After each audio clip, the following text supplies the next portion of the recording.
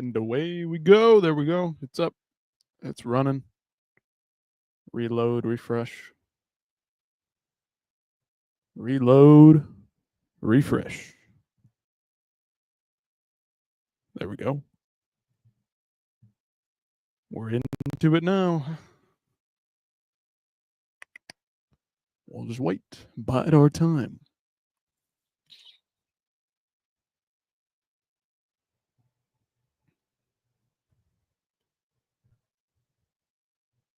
Wait for something to go down. Wait for something to happen, if you know what I'm saying. Let's see if we can pull up some interesting stuff to talk about.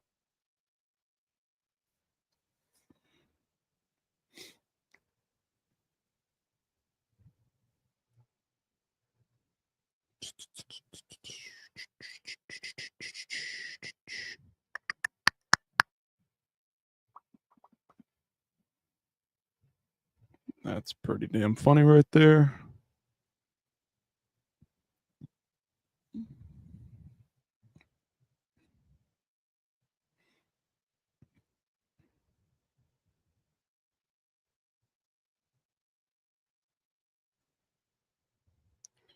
Sure enough, there he is, Andrew Tate himself. Getting back into the media. Talking his game. Of course he is. Why else and what else would you be doing, brother? Except for making shit happen. Except for making shit happen.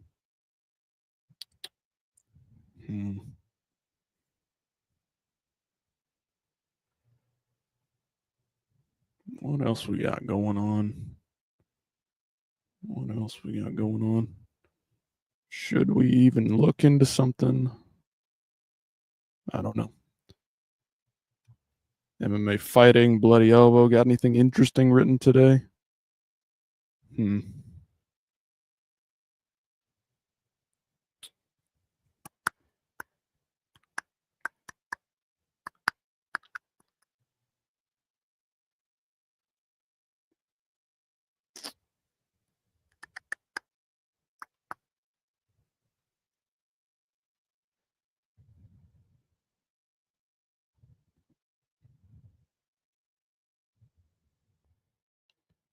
Renato Moicano calling out Chandler. Saw that. That was something interesting popping up today. Is that worth even looking into? Oh, Movsar Evloev saying he does 1,500 push-ups in a single hour every single week. All right. That sounds quite unbelievable, but sure thing, buddy. That'd have to be at least like 2 per second. You going all the way down, all the way up? I don't know there, bud. Anyway.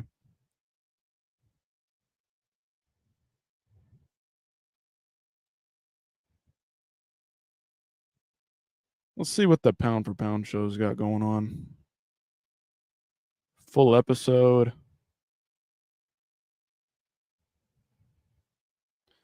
Let's see. Let's see what they're up to. Pound for pound, Henry Cejudo and Kamaru Usman, or UFC bantamweight Davey Dangerous Grant. Somebody let me know. What should we watch? What should we break down? What do we want to get into? We also got Craig Jones at war with the UFC. Interesting. BJJ. Craig Jones Invitational obviously coming up soon. Full Violence has a new video. What do you guys want to talk about? Anybody out there? Anyone out there? What should we do? Tate versus Greta Thunberg. Shout out Wales 2NJ. Hey, brother. This is the matchup to make. We all know this is the fight that we all have been waiting to see for years and years and years. Of course, Greta Thunberg, she keeps her name mysterious. She stays out of the public eye except when it's, the time arises, the the need has arisen for her to come out of the trenches, right? And Andrew Tate is always waiting in the wings for anything exciting to happen. So, of course, this is the fight that we've been waiting for years. Of course, Andrew Tate obviously has the size advantage, but does he have the crafty vet mentality? I beg to differ. I think Greta Thunberg is likely the more intellectual opponent, but she does have a little bit of that touch of tism, if you know what I'm saying. We've all seen it. The eyes go wild when fights arise. She gets in and she gets down and dirty when she needs to. Andrew Tate's only taking on opponents that are much lesser in skill level than he is. Greta Thunberg, of course, she's trying to take on the system, the the upper and ups, the higher standing individuals of the fucking whatever World Economic Forum. Who knows? I can only go so far with that breakdown. Of course, I'm just too much of a casual. How about UFC 350 next year at the White House? Could be a fucking heater. Absolutely, brother. White House fights. Andrew Tate, he's gonna be there. Conor McGregor, John Jones, everybody's gonna be there. Of course. Is this going to happen? It's what I've been asking the last couple of days. Is this even going to happen? Is this feasible? I know that I've seen a number of posts out there from people that are looking to matchmake. We want to have Kayla Harrison on there. We want to have her fight Amanda Nunes. We want to have this and we want to have that. Take a look at this post and tell me how absolutely, listen, I love Full Violence, love what they're doing. I've got a couple of their shirts. This doesn't happen to be one of them. But this is just absolutely foolish to think that we're going to have to wait to get some of these matchups. Also, Jorge Masvidal, Colby Covington coming off of this one. I mean, what is the projected number? You brought up UFC 350, of course.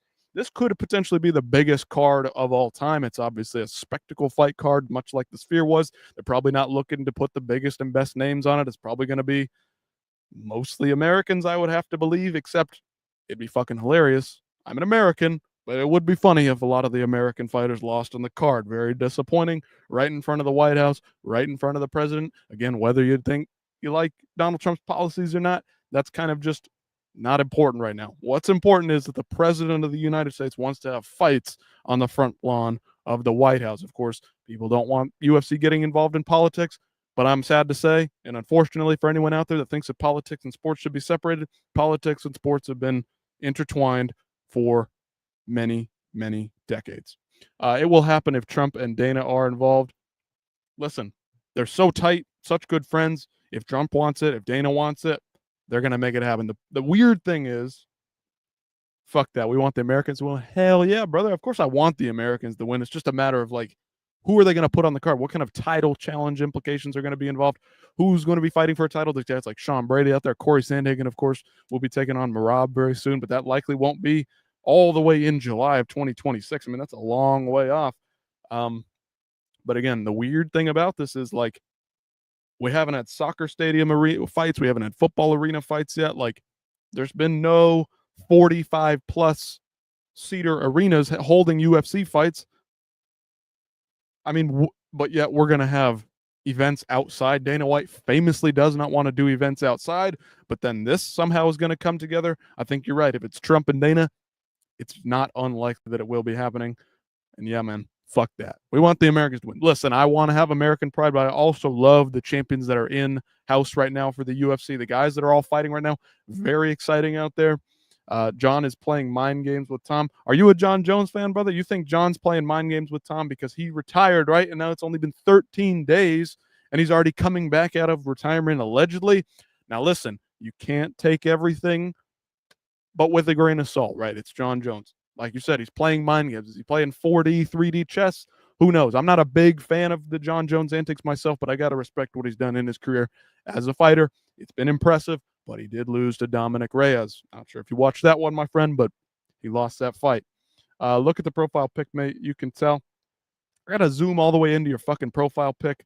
Brother. What is it? What is it? What is the profile pic here? Making me do extra work. I can't even tell what the fuck that is, brother. Is that a picture of you or somebody with John Jones? That's fucking sick. That's pretty fucking sick. I can't see that shit. It's too far away. Anyway, if that's you with John Jones, that's sick as fuck. That's awesome. Good for you. Good for you, man. Anyway, let's figure out. Let me pull up the list of champions for you. Question is, John Jones fan, big John Jones fan. Do you think he's playing mind games with Tom? Have you seen Tom Aspinall fight at all? Have you ever seen Tom Aspinall fight? Dude's a sick-ass fighter. Dude's pretty damn good. I have to give Tom some credit. He's good, and I would be worried for John Jones. I would be very worried for John Jones. Let's see. I've been saving this picture and pulling it up every once in a while. That's me with John Jones, Nick Diaz, and Anthony Pettis. I thought that's who that looked like, but I wasn't sure. It's too small. Dude, that's fucking sick. That's awesome, brother. Muhammad smokes Garry if he doesn't strike with him. I think so, too. I think that, well, actually, let me back up a second. Belal Muhammad is supremely underrated. Rosa, shout out to you, brother. You know what's going on here. Belal Muhammad is not some bum, they call him. They call him boring. I think he's rather exciting. Look at the fight that he put on with JDM. Now, is he the most exciting? No, absolutely not. But he can put on good fights, and I respect the hell out of Belal. I mean, listen to what he just said earlier today. I mean, they've been going back and forth, but it sounds like Belal may or may not be using AI, Chat GPT to make this shit happen. Yeah, I've never seen Tom fight off his back. Ooh. Interesting. Okay. We've never seen him go 5 rounds, brother, either. But take a look at this. This is what Belal Muhammad, Ian Garry going back and forth. We'll take a listen, take a watch of this one. Ian Garry out here trying to do Connor cosplay with Dollar Tree trash talk. Bro, your lines hit softer than your jab. You sound like a teenager who just discovered McGregor highlight reels. You want to outbox me?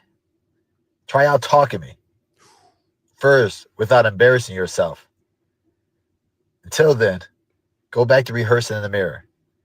Maybe one day your trash talk will be as sharp as your barber's fade.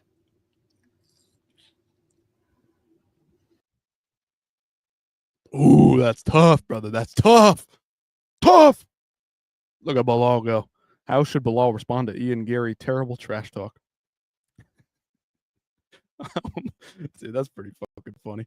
You got to admit, brother Wales, Belal is a bore sometimes. He's a little bit cringy sometimes. But come on, that's pretty funny, mate. He's so cringe. Shut up. He couldn't box his way out of a wet paper bag. Come on, dude. The disrespect on Belal Muhammad go crazy. How can you glaze John Jones and you hate fucking Belal Muhammad? Dude's a fucking legend of the sport, brother. The run that he went on. Come on now. You see what he did to Sean Brady, bro? Come on. All right, what did Ian Garry have to say? We'll play it from both sides. I'm always trying to play fair here. As much as John Jones annoys me, I like to play fair. As much as Ian Garry annoys me, as much as I think Belal is cringe, I'd like to play both sides. I'd like to see it for what it is objectively. No glazing on this end, pal. Dude, we'll get there. We'll get there if you want to talk about it. Belal Muhammad is continuing to call out Kamaru Usman. Kamaru Usman has said himself that he's not fighting anytime soon. So why does he keep calling him out? Because he's avoiding me. He's now started to mention Sean Brady's name again, a man who he's already knocked out. Imagine calling out someone you've already knocked out.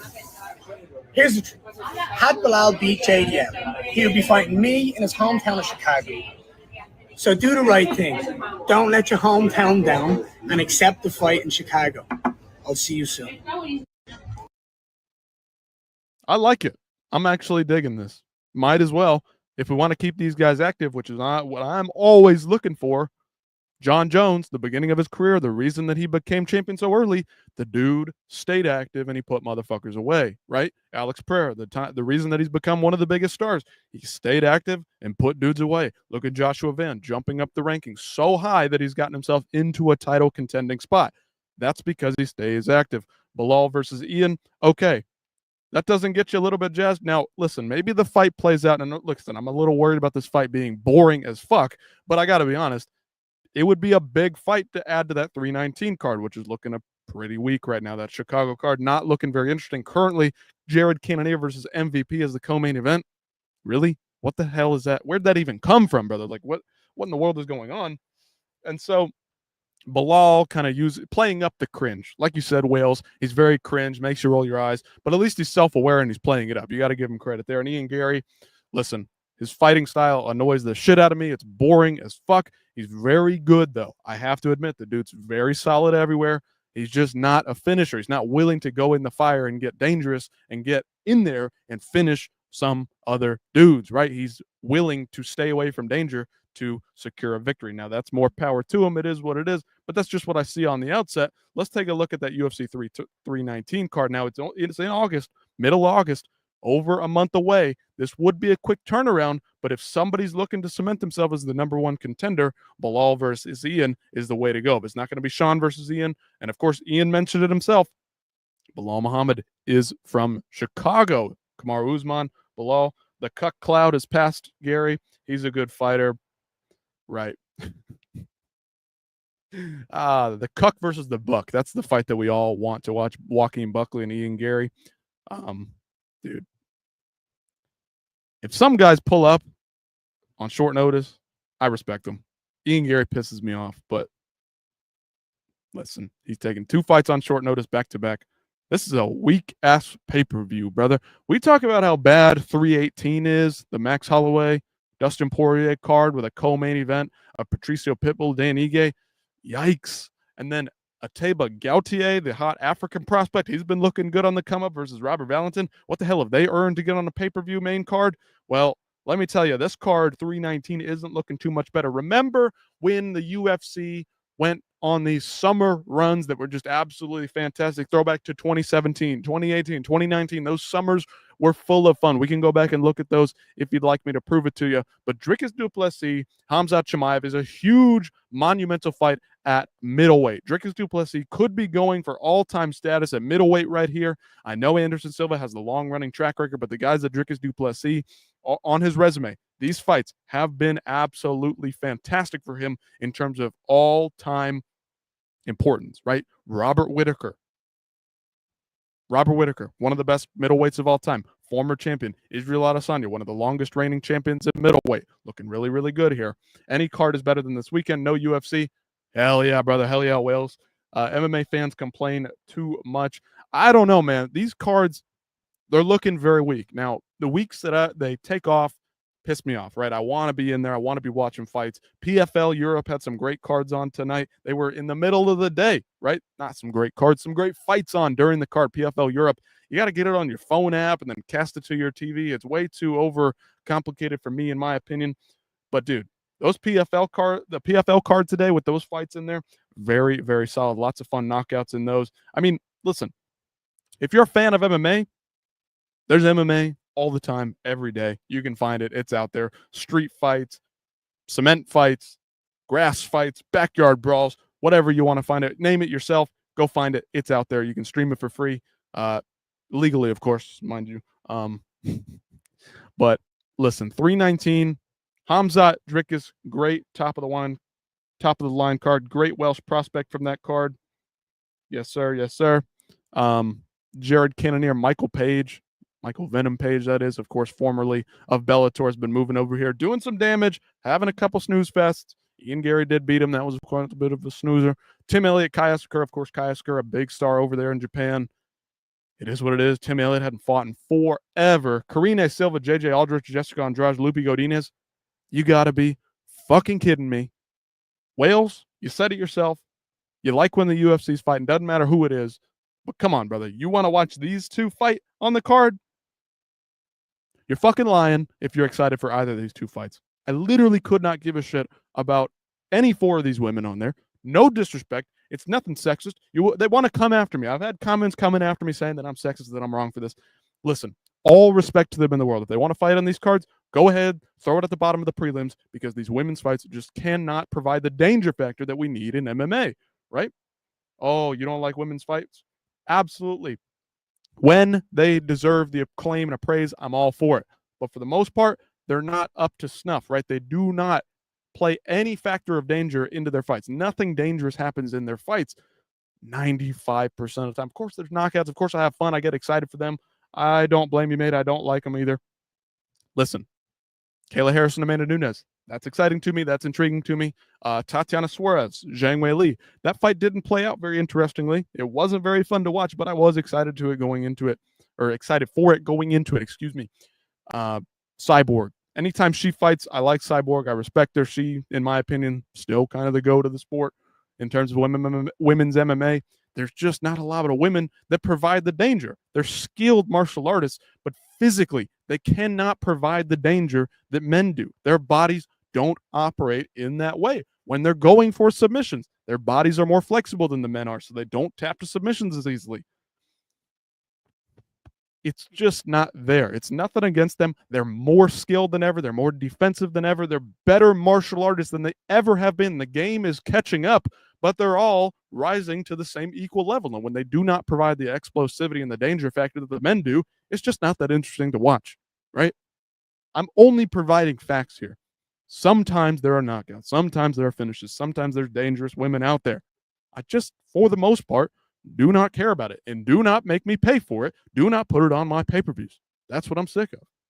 They have good fights, but on average, it doesn't compare to the men. No, it doesn't. And I disagree with that. In a sense, Wales, listen, more power to you if you enjoy them. That's fine.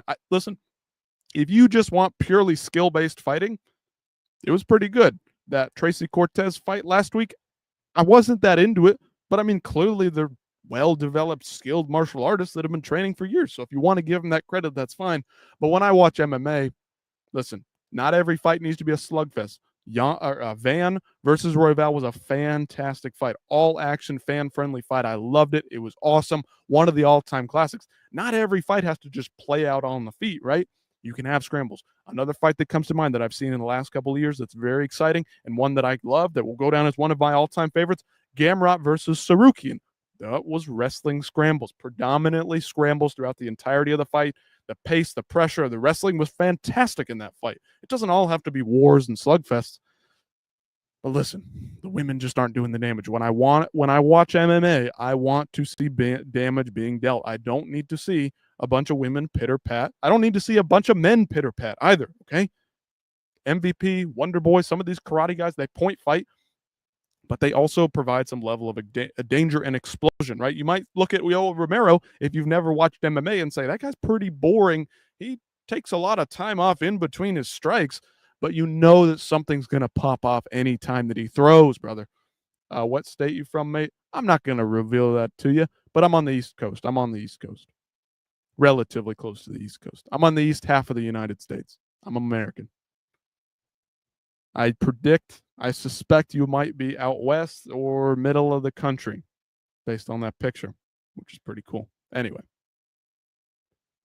don't need to know that, my friend. It's all right.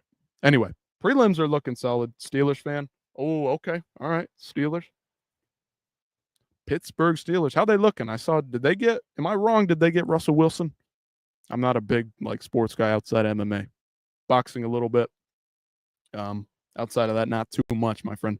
Edson Barboza, Drew Carclose, King Green, Bobby fucking Green. Get rid of your fucking stupid name. He had a great nickname. Bobby King Green rolls off the tongue. It's so iconic, and you change your name to King. That's really stupid, man. I don't like it. Diego Ferreira, that's a good fight. Brian Battle, Nursultan Rozaboyev. That's going to be a fun one. Two long, lanky guys. Make a look at my name. How am I supposed to put two and two together? I'm not that smart. I'm not some intellectual genius here. I'm not some Luke Thomas here. But now it makes sense. Wales to New Jersey makes sense. All right, my bad. I'm a little stupid. Chase Hooper, Alex Hernandez. That's good. These prelims they're solid. I like them. The prelims are good. Gerald Mearshart, Oleg Sajic. That's a good fight too. But the main card, man, it just stinks. It just lacks that second co-main event oomph. You know, move those women down to the early prelims and stack the rest of the card up with something else interesting, right? Drickus, Jared, Tim Elliott, Kai Asakura, Karine Silva, JJ Aldrich, Jessica Andrade. These two fights just do not need to be here, okay? Slowly moving down. Like I said, prelims looking real solid. Barboza close. That's a fun one at lightweight. Should be a lightweight. Yes, it is. Bobby Green, Diego Ferreira. That's going to be an all-action one. Two older guys getting after it. Brian Battle, Nursultan Rozaboyev, like I said, Chase Hooper, Alex Hernandez. That's going to be fun. And then Gerald Mearshart, Oleg Sajic. Of course, we can go over and head to Twitter, check out, make sure, confirm with Big Marcel to see what the rest of that card looks like. I haven't checked up on it in a few days. Yeah, Battle should be higher up. I think so, too. I think that's, if they're going to, listen, if that card doesn't get improved in any way, Brian Battle and Nursultan Rozaboyev should be on the main card. Just open it up. It's probably going to be a fun fight. All action. Those guys like to strike it out, and they're long and lanky. Somebody's probably getting put to sleep, but who knows? We'll just have to wait. Where's Big Marcel? Yeah, here he is. Okay, UFC. What are we looking for? Yeah, man. That's pretty much all that's listed there. Drickus, I mean, for some reason, Jessica Johns is listed above. Of course, they haven't officially set the lineup from, 1 to 10, 15, whatever it's going to be. So we'll just have to wait and see. Yep, Brian Battle. Is Brian Battle ranked? I don't believe so. Let's check the rankings just to be sure before we move on any further. I don't think he is. That Randy Brown fight was pretty lackluster. Very disappointing. And Randy Brown, that fight with Dalby was fucking sick, dude. Who you got in the Hamzat DDP? Oh, dude, it's such a toss-up. I'm so excited for that fight. Man, Drickus, of course, like I said earlier, this guy's going for all-time status at middleweight. If Hamzat does not get this guy out of there in the first round, and that's really the question, it's, do you think Hamzat is going to be going to assert himself in the first round, in the first few minutes of that fight, or is Drickus du Plessis going to withstand it? Drickus is a big, strong dude. Hamzat, to be fair, has beaten Gilbert Burns and Kamaru Usman. Now, he also did take out Robert Whittaker. Of course, he had that kind of teeth injury history prior with the teeth, with the jaw, some kind of issue there. Did that play enough of a factor, or did Hamzat actually make that shit pop back up again and then knock his fucking teeth in with a choke? That was very impressive. But how much of it was the history that Robert Whittaker had with a weak jaw? Fuck out of here. Hamzat going to destroy him. Hey, man, I'm not going to say you're wrong. It's entirely possible. It's entirely possible. But I think Drickus has the skills to go 5 rounds. We've seen it with Sean twice. We've seen it with Izzy going into the 4th, 5th rounds of championship rounds, right? He can last. Hamzat looks gassed by the end of 3 rounds. Now, has he improved his cardio? He's been off for a little bit now. We'll see. Has he recovered from the COVID lingering effects? We're just going to have to wait and see. Did you see how far he shot the takedown? Which takedown, brother? He shoots from across the fucking octagon and he somehow lands him. I mean, it's some of the most impressive shit that you've ever seen. He might be the best 1-round fighter in UFC history. It's possible. Now, there's other guys out there that come forward, blitzed forward back in the day, old heads, but Hamzat in modern day MMA is probably the most dangerous 1-round fighter out there. I mean, it's absolutely insanity what this guy does. And like you said, he shoots from a mile away. He's got a US visa. He's good. Allegedly, Trump hooked him up with that. I don't know if that's true or not, but of course, they had to make this shit happen. I don't know why they're doing it in Chicago specifically. This would have been cool to have in fucking Chechnya, wherever. I'm, of course, fucking warlord over there. That ain't happening anytime soon. Drickus, of course, South Africa. I mean, PFL's beating him to South Africa. That's pretty fucking embarrassing, UFC. I mean, what are we doing? You got to get over there into those markets that you want to try to, gain and grow and promote the sport, right? How do you get more fighters that are better from across the world? You go promote in those areas. South Africa, PFL, beating them to the punch. Really pathetic there. Anyway, it's going to be in Chicago. Anybody out there from Chicago? It's going to be a fun card. Of course, these women don't belong on the main card. Tim Elliott, Kaya Sakura. That would be a fun prelim headliner, to be honest with you. But Kaya Sakura is a big star. Jared Cannonier, he deserves his respect. I guess one of these guys is likely going to be the backup. That's probably why they're putting it there in such a high-profile spot. But Ian Garry, Belal Muhammad, we'll circle back to it. That should be it. And I don't know. I lean Drickus only because he's a bigger, stronger guy. I don't think that he's going to be and have those durability issues like a Robert Whittaker. Robert Whittaker, fantastic fighter, but he has had durability issues in the past. Page is a draw. I know he's a big name, but he's not that big of a name, right? He's probably one of the biggest Bellator guys to come out from there. Weak card overall, though, you're right. Yeah, man. Again, look at the whole thing, top to bottom. Drickus, Hamzat. I mean, the women's fights, whatever, they should be early prelims, like I said. Jessica Andrade doesn't have that pull, but they're going to use her anyway.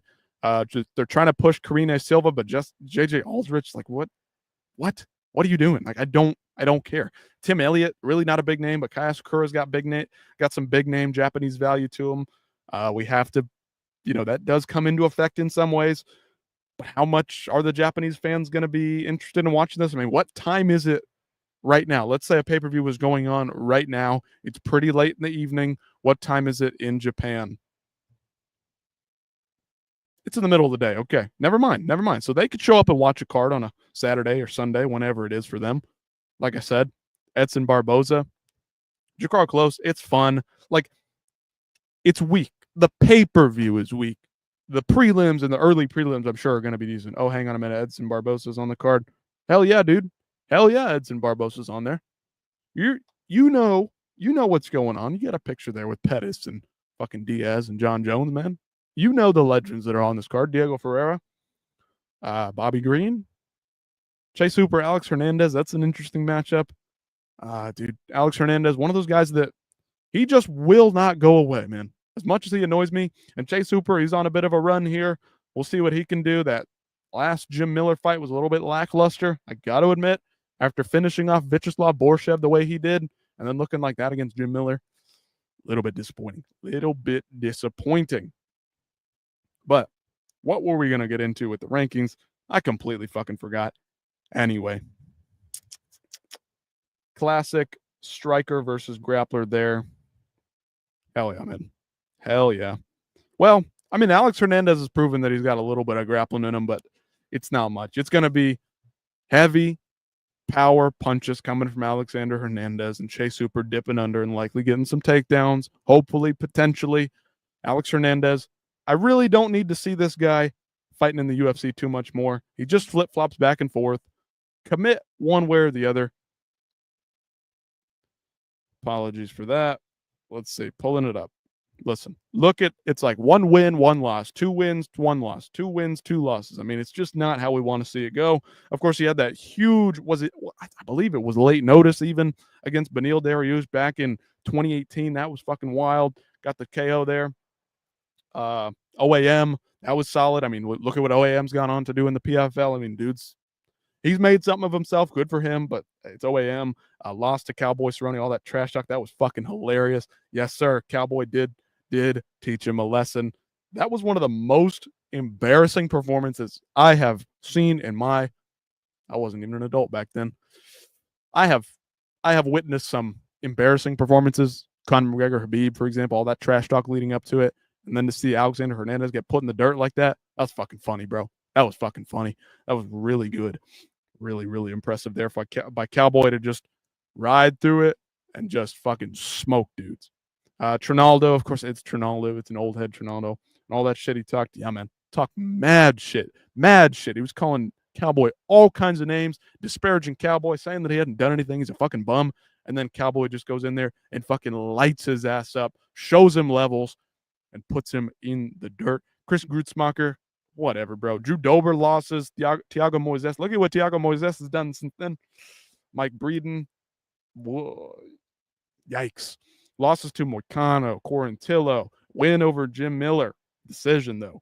Bill Algeo. Damon Jackson. Oosh. Austin Hubbard. Oosh. Kurt Hollabaugh. Oof. It'll be interesting. It'll be a fun one. Chase Hooper still isn't quite like super high level yet either. Manny Aryo next weekend. Car, who's your lock? Who are my locks? Listen, I'm not a big better, so I won't. The verbiage, I don't have it. I don't have the verbiage, but we can take a look at the card in a second. I definitely think that it would be a surprise if Taliesin Teixeira wins the fight. He's got the range over Derek Lewis, but I feel like Derek Lewis still has something in him. He still has the ability to put guys away. I'm not going to call it a lock, but I will go with Derek Lewis there just for fun. What was the first UFC event you watched, mate? Dude, I was very young. I barely remember it. I remember Benson Henderson. I remember Cub Swanson on the card. I believe it was the first Fox card, Kane versus JDS. But, dude, I was too young to really appreciate the moment. I was too young to really appreciate the fight. It took me a long time of watching fights with the family all the time to really start to appreciate and get into the sport and get into the minutia, all the social media dealings, everything going on behind the scenes. It was always the big spectacle fights that I remember sticking out. But on a week-to-week basis, probably it might have been the first ESPN Plus card is where I started watching every single week and keeping up with everything and really being a hardcore fan. I've seen all kinds of Bellator stuff, One Championship stuff from like 10, 12 years ago. Well, I don't even know if it's been that long, but 10 years ago, let's say. We'll say I've been watching fights for 10 years. I've been a hardcore fan for about 6, 7 years, right? I've watched a lot of fights. I've watched a lot of hardcore fights. It's been years. Mine was Conor versus Habib. Can't even lie, bro. Hey, respect to you, man. I missed that one live, dude. I missed that live. I did not understand the implications of that one at the time. I loved it. I was a huge fan of MMA. I loved the UFC, but I just was not there on the week-to-week basis, right? I remember the rise of Conor. I saw the highlights. I saw the clips here and there. It was fucking awesome. I saw the lead up to the Khabib fight. It was all very interesting. Like, what the hell's going on here? I saw all the John Jones dealings, right? Oh, so you're about to hit your 30s? Potentially, man. Potentially, man. Mine was UFC 100. Hell yeah, brother. What a fucking fight card. Listen, I love watching old fights, right? So that's the thing, man. You could call me new age, casual, whatever. I've been watching this sport for basically my entire life, but half of that was spent kind of in the casual realm, not really being able to stay up late, for example, right? Just being younger and not really being able to appreciate it. But Manny, shout out you, man. Conor Khabib, that was fucking huge. That was wild. All the lead up to it, crazy. Yo, next weekend, who are my locks? Should we look at next weekend's card? Let's pull it up. Let's see what's going on. It's a decent fight night card, Nashville. Of course, Nashville. Where are Nate Landwehr? Where are Bryce Mitchell? Bryce Mitchell's fighting on the UFC or the Abu Dhabi card at the end of the month. I mean, come on. Yeah, I like Vitor Petrino and Chris Curtis. You like Vitor Petrino, Chris Curtis? Damn, dog. But did you see what Chris Curtis and Sean Strickland did? You think that was cool what they did, jumping into the octagon at that Tough Enough event? That was rough, man. I did not like that from some mid-30s guys. Vitor Petrino, he's fun to watch. He comes to swing. I'll give him credit. Not my favorite, but respect to Vitor Petrino. What did LOL, that was funny the way Sean walked up on that guy. Dude, he looked like a fool. Did you see how Moicano was making fun of him? That was funny too. UFC Nashville card. Let me type it in. Let's look at the card. Let's break it down. Want to go top to bottom or bottom to top? We'll take a look at the bottom first. All right, Fatty McCline, Melissa Martinez, don't care. Sorry, boys. Mitch Ramirez, Mike Davis making a once a year showing of himself. I'm taking Chris Curtis. Geezer trains with a nut job. Sean Strickland. We'll see who he's fighting in a second. We'll get there in a second. Where is Max Griffin? I don't know. Max Griffin's a tough out, but he's kind of one of those guys that gets run over a bit. Chris Curtis coming down to welterweight. That's going to be interesting. Is the cut going to affect him in any way? Mike Davis, of course, really underrated fighter. Mitch Ramirez, though, I don't know. I have not been impressed by him. I was not impressed by him. I believe he fought in the Contender Series last year. 8-2, 5'11". Mike Davis is going to have the range on him most likely here. Yep, barely will. I think Mike Davis is just the better athlete here. But listen, I haven't thought about these picks too much. I haven't even looked at the card too much. It's a week-to-week basis here. Walter Walker, Kennedy, and Zexcue, two basically light heavyweights taking it on, going at it at heavyweight. That's going to be fun to watch. Lauren Murphy, it's probably her retirement fight, at least, I hope. Chidi and Jokawani, I predict that he's probably going to smoke Jake Matthews unless he's having trouble with the weight cut. It's always got to do with the weight cut. Chris Curtis put up a dog fight with Kopylov last time. Yeah, respect to Chris Curtis. At the end there, kind of fell apart, but he did show that he's got levels. He can put it on guys when he needs to. But honestly, the problem with Chris Curtis, he just doesn't mix it up, dude. He does not have a secondary game. He does not have a B plan. Chris Curtis and Sean Strickland are two of the best defensive fighters that you will see fighting MMA, fighting in boxing, in MMA, that kind of realm, right? In the stand-up, they stay tight, stay high and tight. They're very defensively sound. But there's no game plan beyond striking, beyond boxing. Where are the kicks? Where are the calf kicks? Where are the teeps up the middle? This is what you need to do to get off your boxing and be effective. The one time Sean Strickland was very effective against somebody else that was good in the stand-up, Israel Adesanya, he was throwing that teep every 2 or 3 seconds. Very, very effective there. He did. Curtis is a proper fighter. I mean, listen, Chris Curtis is just more fun than Sean Strickland. I guess he's got a little bit shorter arms, so the fights end up playing out a little bit more interestingly because he has to get more in the pocket. Sean Strickland is very long, and again, he keeps that teep kick up, so he pushes guys away with it. Chris Curtis doesn't have that, so he has to get in the pocket with guys. But Chris Curtis has had some stinkers, to be fair. It's that gym dog mentality. Jim, my guy is here. Anyway, is that gym dog mentality? I don't know. I don't like Chris Curtis's attitude though. There's always some kind of complaint. There's always some kind of excuse. I don't know, man. Bonfim versus Thompson's going to be interesting. Yeah, that one's a weird fight, but it's intriguing. Of course, Bonfim younger, more explosive. Does Wonder Boy still have it? Like, I don't know. It's such a weird matchmaking choice here. Like Thompson, it would be interesting to see him fighting a Colby Covington, for example, or another up and coming guy that more so deserves it. He was robbed against Allen, though. I don't know. It's frustrating. I don't know. I think Allen in that fight was in some ways, so much better than Chris because when he went for the takedowns, he got them, but he decided to just slug it out on the feet with a guy who wants to sit in the pocket and slug it out with you like Chris Curtis because he's, like I said, very defensively sound. Why the hell is Brendan Allen not shooting takedowns? In the 5th round, he lands that takedown very easily, barely even tries or barely even goes for it. Why was he not doing that from the beginning? Brendan Allen has got to be one of the dumbest guys out there when it comes to just fight intellect, right? Fight IQ, they call it. Thompson will definitely want to fight on the White House lawn. You know that's going to be his like retirement fight. If he loses, he may retire here. But he wants to fight the White House. UFC should add a sudden death round. What is that? There's fights that I'm like totally blanking on it. The Ultimate Fighter, right? They had sudden death rounds. Do they still do that? I got to be honest with you. I don't watch The Ultimate Fighter anymore. It's just not something I'm interested in at all. Not something I care about.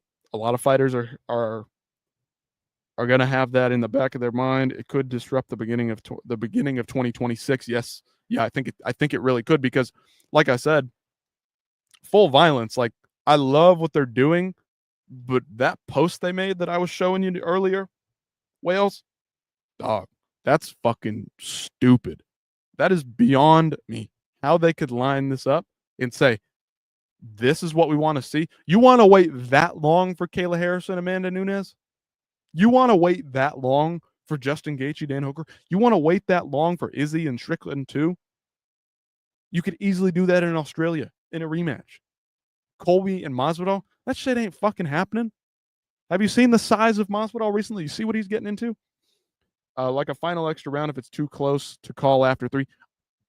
It'd be fun as hell. I think it would be fun as hell. Dude, I swear I was watching something where there were sudden death rounds. Is it the PFL? No. I'm losing my mind here. But yeah, Jim, it would be interesting. I know in the Ultimate Fighter back in the day, they used to do that if it was kind of tied because they were only doing 2 rounds. So they would go to a sudden death elimination round for round 3. But I think it'd be interesting if they tried to work with something, maybe add it to some regional promotion, see how it works, and just add some value to these cards, add some value to these fights. If they're both exhausted, that 4th round is going to look like an absolute disaster. But in the case of some of these very close fights with the scoring system, how it is, it would make something interesting. Can't wait for August when Contender Series starts. Always dog fights. Dude, always fun fights in the Contender Series. Contender Series arguably more interesting than half of the UFC cards these days. I mean, they just are not up to snuff in terms of like high action, high potential. There's always bangers like UFC 317. The last 3 fights of UFC 317, absolute heaters. I could not go to sleep for the next 48 hours, man. I was on the fucking moon, mate. It's another sphere. Yeah, I mean, that's what I said. White House, it's a spectacle event. Do not expect this fight card to be loaded to the gills with the all-time best guys. It's probably going to have a bunch of random Americans on it. It's probably going to be top heavy, but maybe not. Maybe I'm wrong. I hope I'm wrong. This time it will be the Americans. Yep. Masvidal was robbed against Diaz in that boxing match too. I did not watch that one. I did not see that one. You'd have to let me know. I'd have to go back and rewatch it. How did that one play out? Here we go. Malloud HS. I don't know how to say this shit, man. Too complicated. Why would we low-key all hit Kayla Harrison? Kayla fucking Harrison. Triple H in the flesh. I don't know. She's a nice lady. She looks like she's a good mom. I guess if that's what you want to hit her for, go for it. Be my fucking guest. Kayla Harrison is a beast, though. She is the Barack of women's MMA. For real. You mean smash her in the cage, right? You mean like dominate her in the wrestling, Malloud, right? That's what you're talking about, right? I know what you're talking about, buddy. I know.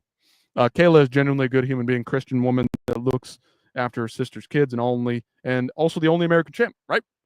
I think she's a good lady. When she's cutting weight and she's very vascular, it's a little bit different. All right, brother. All right, Malloud. I see you out there. I appreciate it. Trump versus Zelensky main event. It's the fight to make, of course, like we talked about. Andrew Tate, Greta Thunberg's potentially going to be on this card, but, Trump versus Zelensky is the fight to make. Trump is going to have the size advantage. Of course, the age factor plays into Zelensky's favor, right? He's the smaller, probably more technical, probably a little bit more crafty, but the power that Trump displays in his hands is going to be all action. Of course, the blonde power, that comes into effect as well. Zelensky has dyed his hair brown in the past. Will that play a factor into the fight as well? Will the weight cut play an effect in Donald Trump's game? We'll just have to wait and see. I beg for Belal's justice. Definitely on the juice. Jim, I like the way you're spinning these comments here. Israel versus Palestine. That one's going to be on the card too. I mean, this is the White House card. This is going to be absolutely loaded, stacked to the gills from the beginning to the end. Yeah, great point. Jim, she's a good person. I think she's pretty cool. I like her. I mean, does she get a little bit cringy here and there? But I mean, she's just a mom. She's just doing her thing, trucking along. I'm allowed. I see what you're doing here. Unless she's got that brick gene. That Brock genes. Dude, I mean, she does look like Brock. I mean, if you have seen Brock's daughter, I think we talked about this yesterday. I mean, just absolutely crazy. Brock, yep. Trump by Muay Thai knee up the middle. I mean, he's got the height, man. But I feel like Zelensky's got the jiu-jitsu advantage, probably has a little bit of the wrestling advantage, but Trump's just huge, man. Kim Jong-un on the card. I mean, this is where all of the conflicts are going to intersect here. This is where all of the conflicts are going to play into effect. Not just the fight game, not just the social media influencer realm, but politics, global geopolitics will be coming to a head at the White House on July 4th, 2026. Mark my words, this is going to be the greatest fight card of all time. There's going to be the Elon Musk versus Zuckerberg fight on the card as well. I mean, we really can't put anything out of the realm of possibility. Is this White House card actually confirmed, or is it just hearsay? Dana White has allegedly confirmed this, right? He has come out on social media and said, yep, we're going to make it happen. Dana White, Donald Trump, they're close friends. They've had past, of course, Donald Trump helped get the UFC off the ground. They held events at Trump Tower, at the Trump Casino Arena, whatever was going on back in the day. I don't remember the specifics and the logistics of it, but they're very close. They've been friends for a long time. Like, it's also a fucking huge deal. It's like, Jim, it's like holding fights at Buckingham fucking Palace. It's huge. It's massive. It's like holding fights at the roots of Big Ben or something like that. You know what I'm saying? North Korea versus Chinese geezer, maybe so. I don't think they hate each other as much as we think, though. They should do a UFC event on Mars after the White House. Yeah, I mean, Elon's going to make it happen. Allegedly, Elon's going to make that shit happen.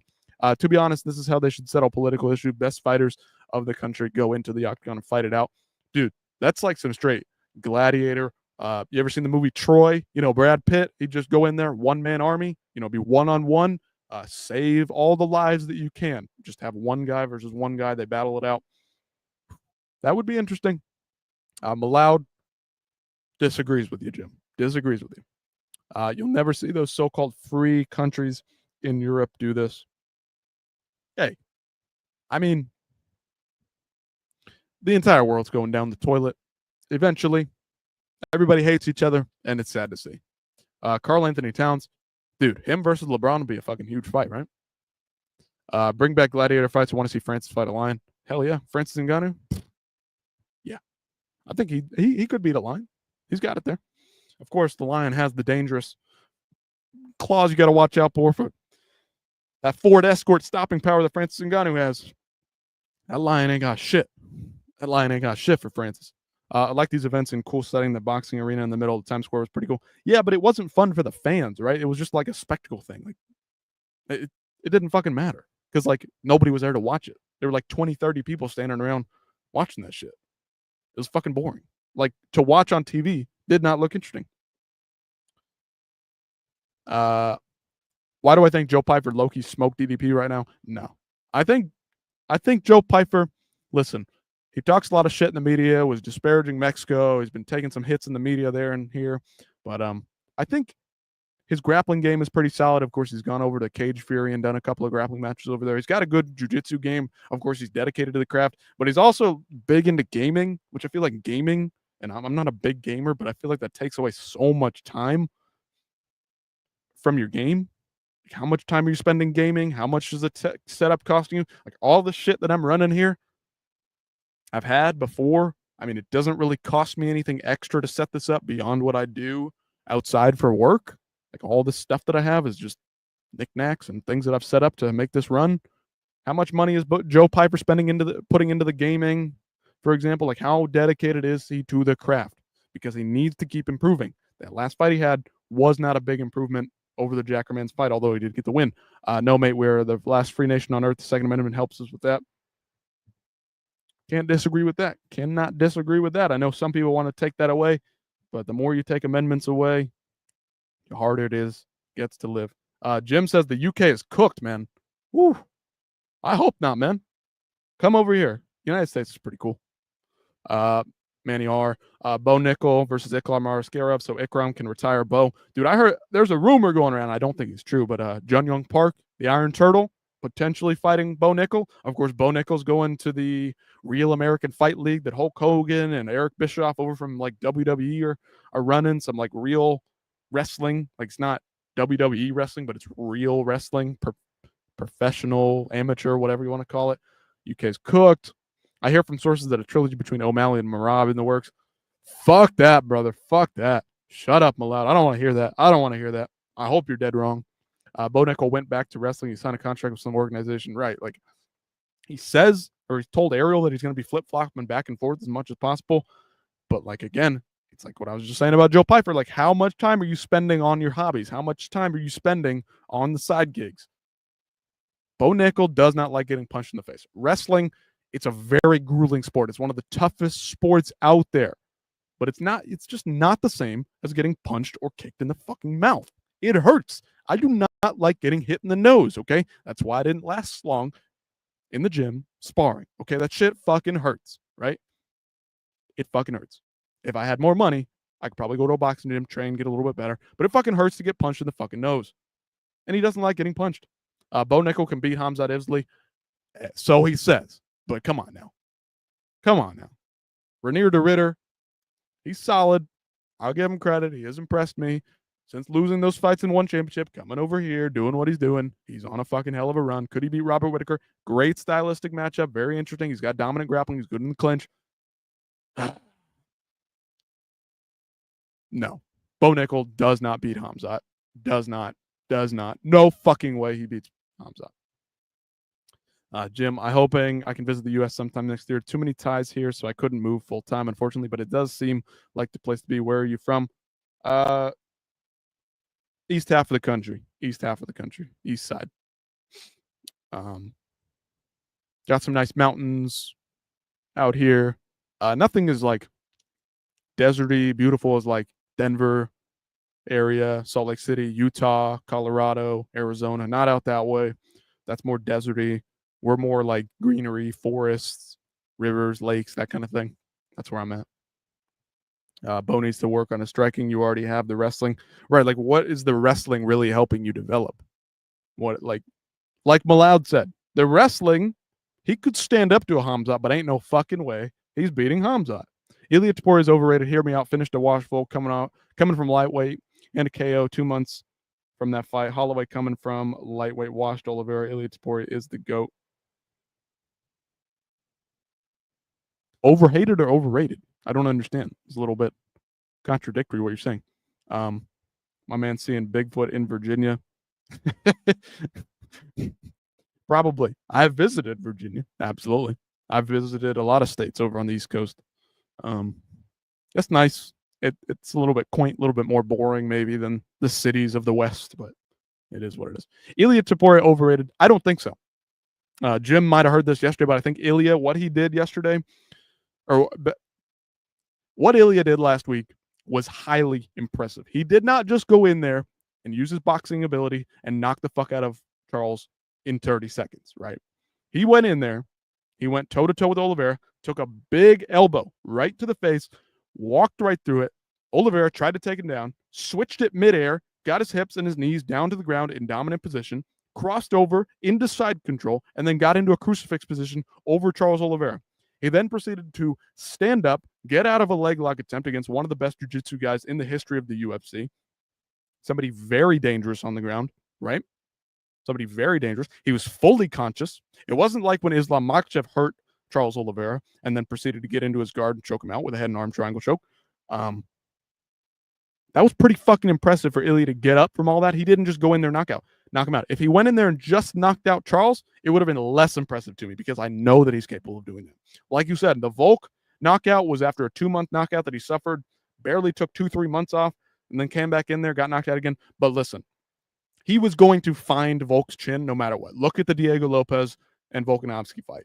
Diego Lopez cracked Volk, hurt him multiple times. Holloway coming from lightweight. Dude, he's been cutting to featherweight his entire career. It's Max Holloway. He had barely been dropped up to that point. He knocked him the fuck out. Washed Oliveira, out-wrestled Michael Chandler, one of the stockiest guys out there. Now, is Charles Oliveira potentially over the hill, not in his prime anymore, but over the hill, washed up? I don't think so, man. Bo Nickel barely beat Paul Craig. Barely. That was pretty disappointing as well. Ilya owns the lightweight division. No one is beating him. I don't know, man. Patty, no way. Arman gets choked out. Arman's probably got the best chance out of anybody. Patty. I like Patty's kicks, though.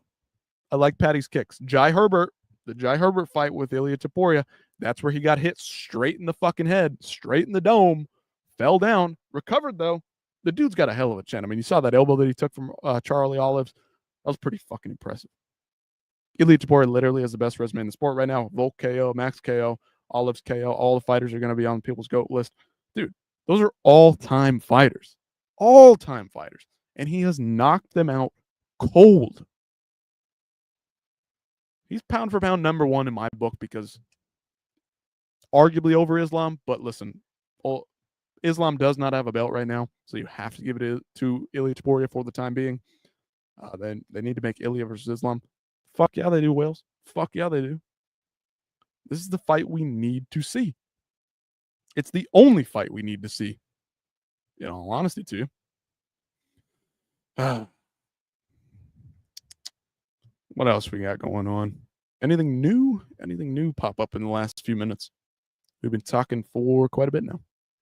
Islam ducked Ilya for sure. Couldn't care less about him fighting JDM. I don't know. It's going to look highly suspicious if Islam beats JDM and then retires, and you wonder, why couldn't we make the Ilya fight? Again, I talked about this a little bit yesterday, but like this would be a perfect opportunity to make a 165 division. Ilya, Islam, two of the best ever. Meet in the middle. 165, change the divisions around. Pound for pound number one versus pound for pound number one. Two of the best fighters ever in the history of the sport. Two guys that are approaching GOAT status as we speak. Hey, don't fucking doubt it. But we've been talking about Ilya a little bit. Josh Emmett claims that Ilya is not the hardest puncher that he has fought. Let's take a listen to this. I think that's pretty fucking wild. Josh Emmett's been on quite the social media tangent run here, saying that, you know, he's very proud that he lasted 5 rounds with Ilya Topuria. Ilya Topuria has been getting better month to month. He fought a much lesser version of Ilya Topuria than what's going on right now, what Ilya is putting out there right now. But anyway, we'll give Josh his credit. He did go 5 rounds, and it seems very, very fucking impressive at this point. But let's take a listen. If you don't mind sharing that, and obviously all respect to Ilya, but from your experience, you said you faced harder punches. Yeah, no. I was always saying on the regional scene when I fought Christos Yaku as a lightweight, we fought. He hit really hard. Dan Ige can crack too.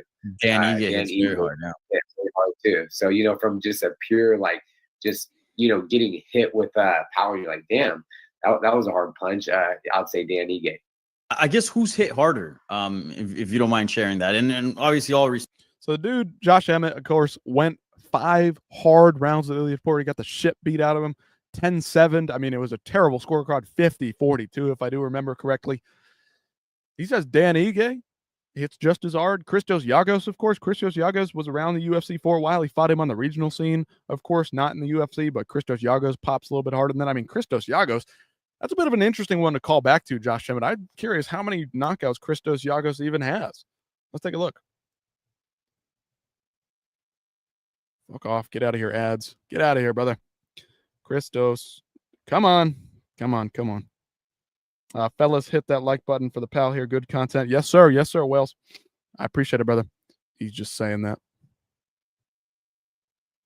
Yeah, I don't know. I think it's like trying to bolster himself a little bit and say like, yeah, I lasted. These guys just don't have the toughness, the chin that I have. You think MVP has a chance against Jared on 319? Cannonier seems so much bigger than him in my mind.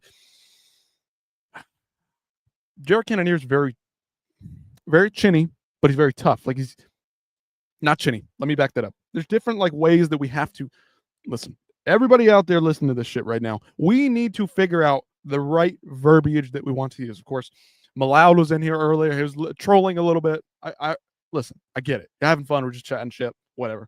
We need to get down. We need to confirm, like, what does over the hill mean? What does washed up mean? What does chinny mean? What does durable really mean? I think Jared Cannonier is highly durable, but he's very chinny. Kind of like a Volkanovski. Like, Volkanovski can take a lot of punishment, but his chin, he's just like glass at this point. You touch that thing, he goes down. Same thing with Jared Cannonier. MVP is so explosive and so quick. I think he can tag Jared Cannonier. If Jared Cannonier is looking to strike with MVP for 3 fucking rounds, that ain't a good look. Like, not many guys are going to be able to withstand that. But he's tough. He's solid. A little bit shorter, a little bit stockier than MVP is. MVP Wales says that he's got a great chance. His footwork's excellent. Also has KO power. Listen, his KOs come because of the speed and the impact and the accuracy. He darts in so quickly that you don't even know what's going on. You cannot keep up with him. You cannot. You cannot keep up with MVP. Look at what Ian Garry did. Ian Garry said, I'm going to knock this guy out. I'm the best striker in the UFC. And then he's shooting like a bitch in round 1. He's only been knocked out once, I think, and it's aged pretty well since Imavov is on a run. Right. And even that was, like, harsh to say that Jared Cannonier just fell apart there. I mean, the Baralho fight, that was pretty impressive what he was doing there. I mean, surviving. I mean, Jared Cannonier is a fucking tough motherfucker. Broke his arm in the Robert Whittaker fight back in the day. Lasted that one, survived, even though he was hurt, wobbled multiple times. I mean, Jared Cannonier is a fucking monster. He just has a weak chin. He just gets dropped, hurt very easily. But he's 41 years old. MVP also up there in age. Also up there. Excuse me. 6'3" versus 5'11". 38. Dude, MVP's getting old, bro. I remember him fighting Holloway something or other. Man, that was that like Mohegan Sun. Who was on that card? I was like Benson Henderson, Koreshkov undercard, MVP versus somebody. Got some like weird toe hold, ankle lock kind of thing. MVP's been around a minute. UFC waited way too long to sign MVP. I mean, MVP was making his fucking money in Bellator. He's probably making, probably not more money in Bellator, but he was making a lot of money in Bellator, and it was going to have to take a leap to get over here. He wasn't going to become champion in Bellator because there were just too many wrestlers at the top of the division. Of course, Yaroslav Amosov, who's gone on to lose to Jason Jackson. Logan Storley was in Bellator. Now he's in PFL. He just wasn't going to be champion. Also, wasn't the UFC going to sign Yaroslav Amosov off of the PFL? If I'm not wrong, I believe that was supposed to happen. I mean, MVP, you look at his resume, he's got some fucking big names on there. Only Bellator fighter, getting viral clips. Dude, he was carrying Bellator for a minute there with their highlight reels. It was MVP carrying that shit for a bit. He's exciting, but he's a lot like Wonder Boy, where like sometimes the fights are just fucking awesome and he's styling on guys and like the Israel Adesanya come up stuff, but like not every fight is super fun. Like you have to expect that it's either going to be fucking sick and he's like styling on guys and emoting on him, or it's going to be super fucking boring. Jared is a smart fighter, but you think he'll take him down. We all know the British are allergic to wrestling. I don't know. Tom Aspinall, when he bull rushed fucking Pitbull, Andre Arlovsky, God damn it. Poor old Andre Arlovsky got run over by Tom Aspinall. That was pretty impressive. Yeah, I mean, Jeremy Holloway, that guy, can't even fucking remember. And Achilles lock. Evangelista Santos, KO. Fernando Gonzalez, David Rickles, Paul Daly, Douglas Lima, Richard Kelly, Giovanni, Anzai, Ross Houston. I remember him. I mean, look at that. 4 knockouts in a row. Well, one of them was a loss. Oops. He did avenge the Douglas Lima loss. Forgot about that. And then the Logan Storley fight, of course, was a fucking stinker. Logan Storley wrestled. Like you said, if Jared's smart, he'll wrestle him. I hope that he does for Jared's sake. But Jared's been getting a little stagnant as well. I'm glad that he got back in the win column over RoboCop. Good for him. Got hurt by RoboCop as well. Like I said, Wonder Boy should be fighting MVP, another wasted opportunity. Dude, MVP, Ian Garry, fine. Good matchup. 2 strikers, long, rangy, lanky. But come on. We need to see MVP fight Wonder Boy. The Sharamagomedov one was a little bit weird, but it was a fun strikers matchup. Kevin Holland, bit of the same thing there. I mean, he's cracked dudes' skulls open. I mean, he's busted dudes' knees open. I mean, literally, he's done everything, and they're wasting him. I can't disagree with you. It's true schools here would rather teach badminton and ping pong instead of wrestling. Oh, poor Brits out there. Wonder Boy versus MVP would be a great matchup. Yeah, I think it'd be fun. Again, it could play out and it could be boring, but like they're 2 big names. You could sell that one, do it in South Carolina, do it as an England main event. I'm fine with that. Do it at welterweight though. MVP at middleweight looks a little bit like he's less in shape than he should be. He's not a huge guy. He's very tall though. Carries that weight well. He doesn't look obscene at middleweight, but just looks like he could definitely be in better shape, in my opinion. But I'd have to see him again. What else we got going on? Themba Garimbo talking shit online. That was pretty embarrassing what happened to him last fight out. The Rock bottom of house back in the day. I see that's going on. After 2 wins. Joshua Van's back in the media again. Joshua Van needs some help in the media. This guy needs to learn how to talk to the camera, and he would be making gangbusters. Jim's British. Yeah, Jim's British, unfortunately. Unfortunately in some respects, but you know what? Have that pride in your country, my man. Be the guy standing against the falling country, I suppose. Let's take a listen to this. Curious what Josh Van has to say. He's getting better on the mic. That was a good line that he dropped. They're like, hey, Josh Van, who are you looking for? You know, you're going to get the winner of the championship fight. What's going to happen there? Who are you looking forward to? And he was like, you know what? The winner of the championship fight has got to worry about me. It's a pretty good line by a guy that's very shy and doesn't like to be on camera much.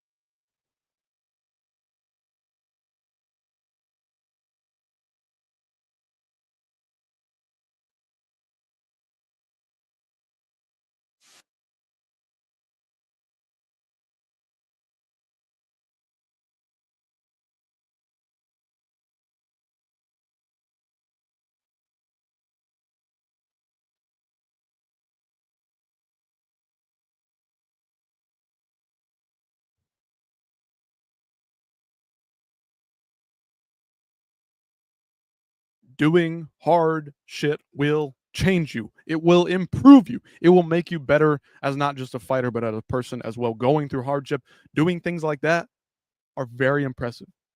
They are the moments that we live for as humans. Joshua Van's only 23 years old, and he's out here. He's going to be competing for the UFC flyweight strap. Hell fucking yeah, Josh Van. Love this dude. Jim, Wales to New Jersey. It all fits, right? Here we go. Crazy Kev. You guys seen Crazy Kev online? A little bit of an interesting figure there. Randy Brown says he would like to return in October for his next fight. Let's take a listen to what he's got to say.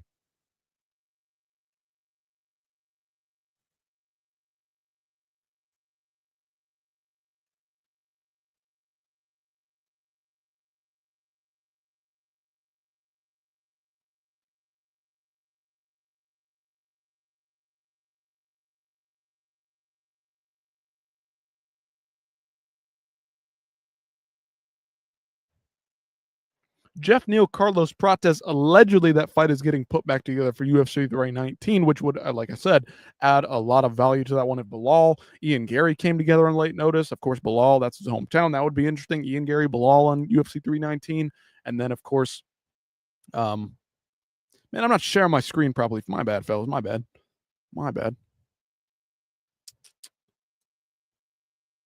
UFC 319. We'll look at it. Look, if we added an Ian Garry and a Belal to this one as the co-main event, and then we added a Prates, Jeff Neal under this Jared Cannonier MVP page, and then a Tim Elliott, Kaya Sakura moves down to that opener of the main event or of the main card, that would instantly become a pretty decent pay-per-view. Not the best, but it would be pretty fucking sick. It's unfortunate what's happening over there. Tell me when you guys are having your conversation over there about the Brits. I'd like to read it, but I don't want to put it out there for you. Yeah, man, that would instantly improve this card. Also, like we talked about, MVP Wonder Boy. You could pop this one off there and throw it over in Europe. You could throw it over there in England.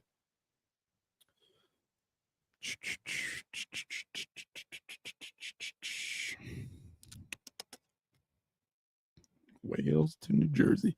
Cool, man. I appreciate it. Building some fucking community, huh? We're building some fucking community here, boys. Look at this. We're bringing people together that would never otherwise talk to each other, see each other in the rest of their lives. That's pretty fucking cool. I'm proud of that. You know what? I got nobody watching this shit, but you two fellas are getting it going. I like to see that. I like to see it. What else we got going on? Brown Pinas.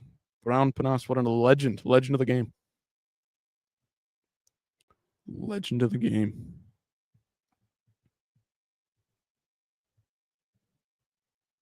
Shout out Red Corner MMA. Shit, maybe get me on the stream one day. Shit, let me send the link. Dude, I don't know if I got enough fucking good enough Wi-Fi to be doing a fucking multi-stream chat here. We can get you on here, Wales. One time when it's not too late for me out here. Shit, send me the link. I'll have to see if my fucking internet is good enough. I don't know if that really plays into effect, but we'll do. We'll figure out something. 319, looking like a great fight night. Yeah, it's same as 318. It's like it's a decent fight night. Like, this is a good Louisiana fight night, in my opinion, with a couple of extra, cherries on top. Not much more than that. Not much more than that.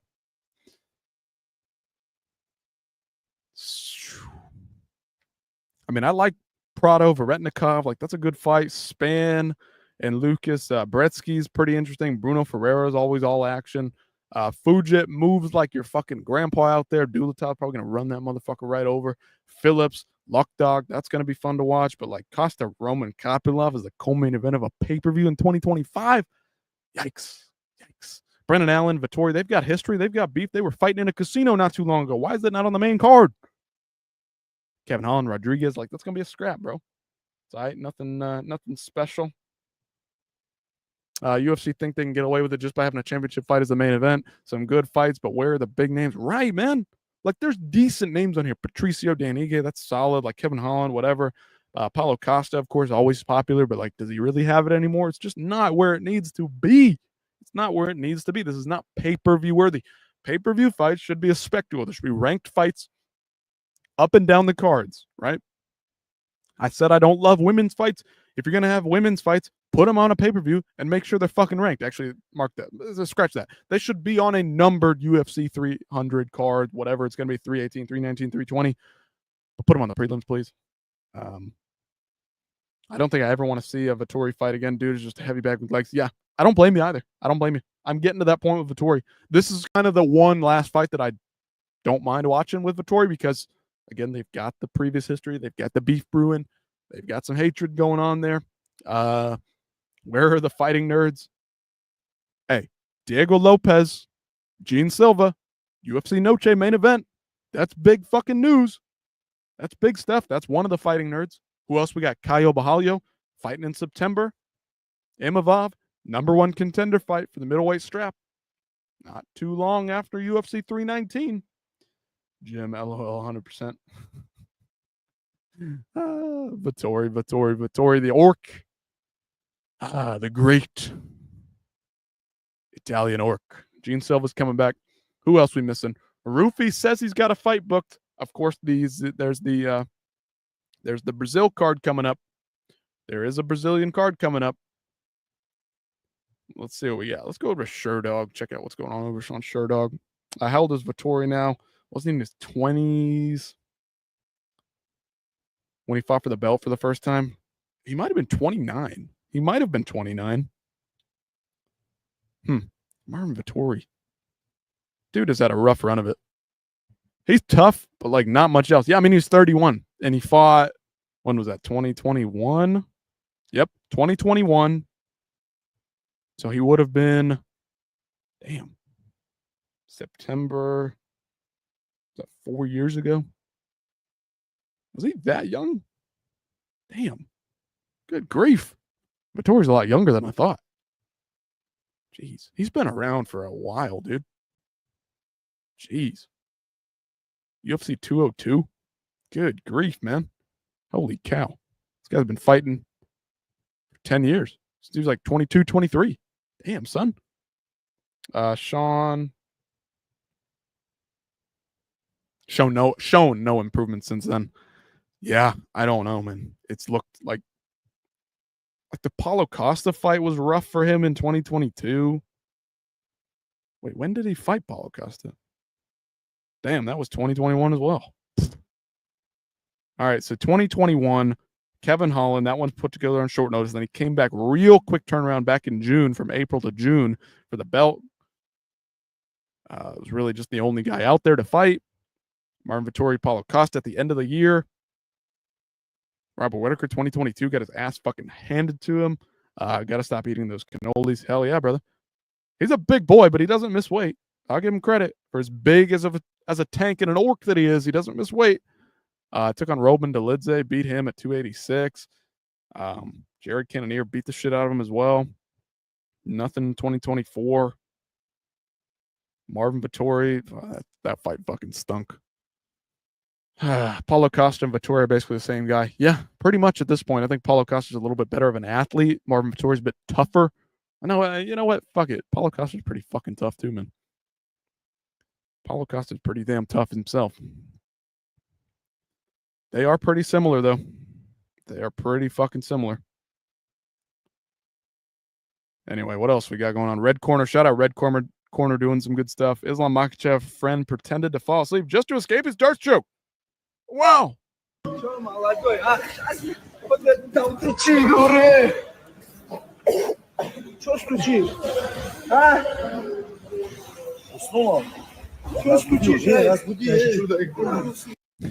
funny. Costa doesn't have one win over an active UFC fighter. Hey, Yoel Romero, until he's on his deathbed, will forever remain a ranked UFC contender. Let me just put that out there for you. Costa got booed at UFC 302 in Jersey. Yeah, that Sean Strickland fight fucking stunk, brother. That one was ass. The orc himself.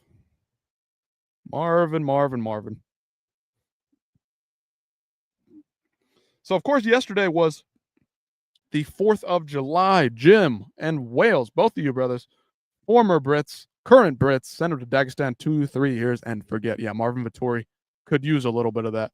Paulo Costa could use a little bit of that as well. Up their game, improve some things, develop those skills. Red Corner again posting this one about Marco Bisping. Jim, you might get a kick out of this. Both of you boys might get a kick out of this. Anyone out there watching this one, I guess it's probably pretty funny as well. But Michael Bisping had some things to say to the Americans celebrating 4th of July yesterday on his live stream. Look at Michael Bisping there making a run for the title here in the social media realm, trying to get anything he can to make some clickbait responses to anything. And this was something. It was something. I saw it yesterday. We'll take a listen again. Yesterday on Instagram, just having a dig about 1776. I just got something to tell all you Americans out there. English don't give a shit, and we do not get offended by any jokes or anything by 1776. Listen, I get it. You're very proud of your victory. Good for you. Well done, but you still speak our language. And England, we're very good at giving independence back, okay? At one point, we ruled the world, and then we just gave it all back because we couldn't be bothered with the headaches. Sean Strickland tagged me in something yesterday on Instagram, just having a dig. I saw this. I don't remember exactly what he said. I'm going to go find it. Yeah, what the fuck is that? Like I said, the dude's going for like the kingpin title of social media. What the fuck are you doing? Why are you saying that? You're a 40-year-old man. What the fuck is going? Like, what? Why would you say something like that? It's so weird. Like, listen, we're all thinking about it. Like, we're all thinking about it. Like, if you're a dude, you're thinking about it. But why would you say that? You're fucking married, dude. What the fuck? I couldn't believe that. Man, why? I can't find that fucking clip.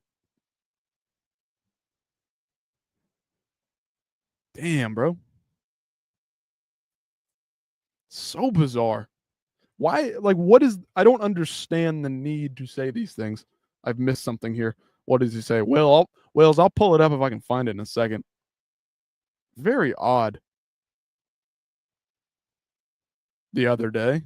What was it? Weigh-in show? He was talking about how she's got great fucking tits, dude. On the fucking broadcast.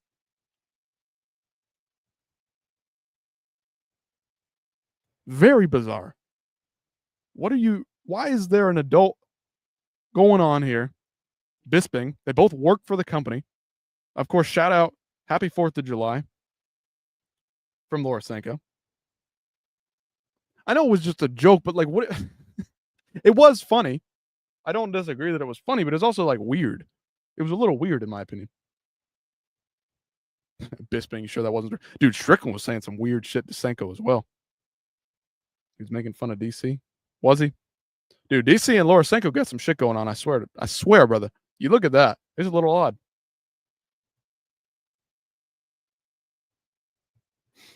We'll pull it up. We'll find it. It was funny. It was just a little bit weird. Like, why? What is... Why the need to say this? DC, you've got the best tits. That counts for something. Fuck this guy. This guy, fuck. This guy is so... Putting all jokes aside, outside of DC, you've got the best tits. That counts for something. Fuck this guy. This guy, fuck. Again, if this was somebody that's younger, I think it would have been a little bit like... Who's out there? MMA Guru. Like, so that's something that I expect MMA Guru to say something crazy like that. Bisping can say it too, and it's funny. Listen, I laughed at the time, but it was just weird. Like, what? Like, we all know this. You don't need to say it. Apart from Dan Helly, yeah, Dan's more professional. He is the guy that keeps them all reined in. He's the professionally trained broadcaster. Okay, he's the talking head. He's the one that's had a developed career in broadcasting, knowing that she's married. Yeah, it's like...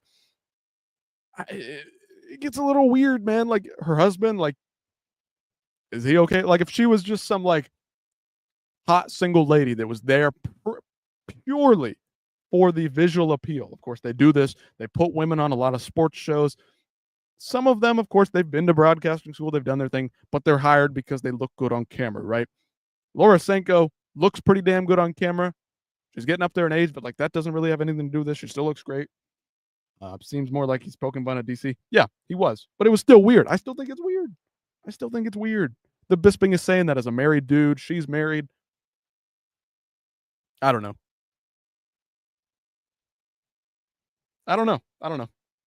It's funny. That's just regular English blokes humor. I really don't see anything wrong with it if she didn't. I don't think there's anything wrong with it either. I just think it's weird. It's like they're just getting too Too unprofessional. I don't mind it.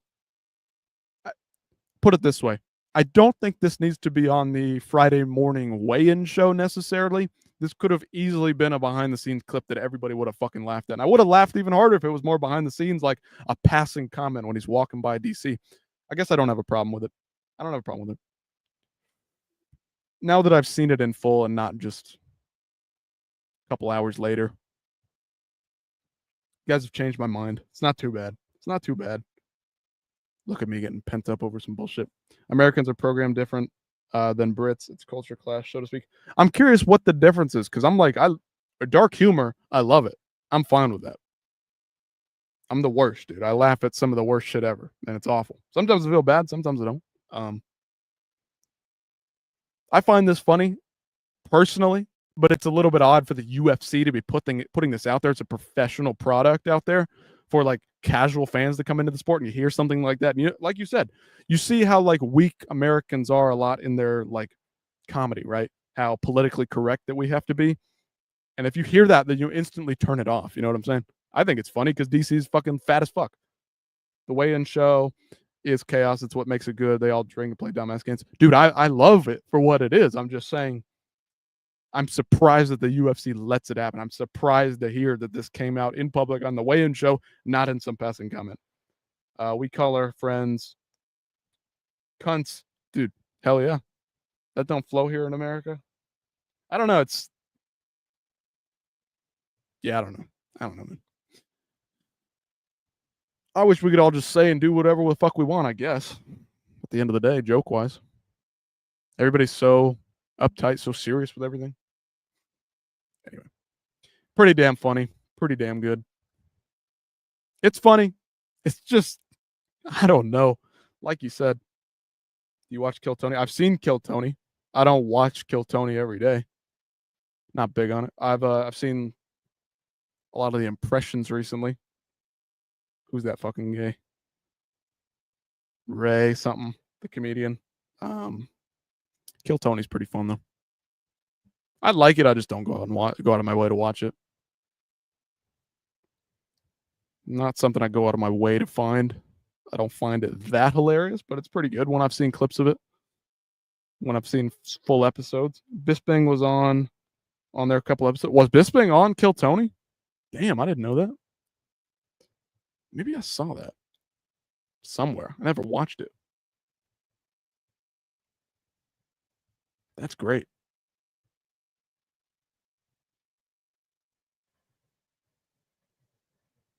Let's see this. Kill Tony. $3.98. Holy shit, that is Bisping.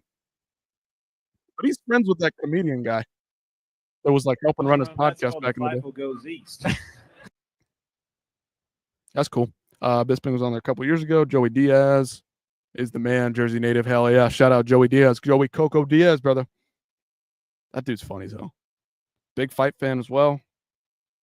More from Crazy Kev. See what he's got to say. Reposting this. Mackenzie Dern says she would like to return against Virna Jandiroba in Brazil. Woo. They're doing that Brazil card in October. Luis J. Gomez was his co-host back in the day until they had a falling out or something. Yeah. That's what Luis J. Gomez. Yep. That rings a bell. Then we got Anthony Smith. Now Anthony Smith and Bisping have split up. They're doing their own separate thing now. That's interesting.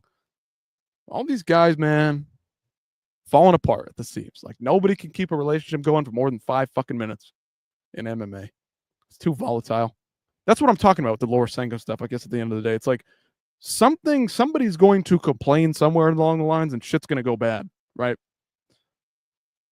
I hate that that's a reality, but it's probably going to, like, somebody's going to complain somewhere like, how does her husband feel about this?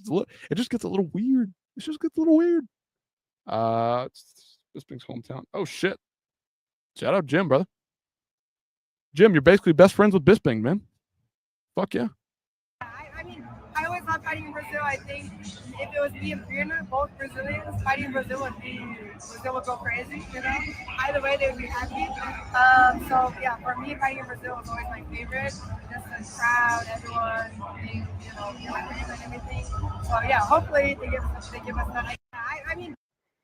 City or United, dude, I could care fucking less. But Wembley Stadium is a beautiful stadium, I will say for myself there.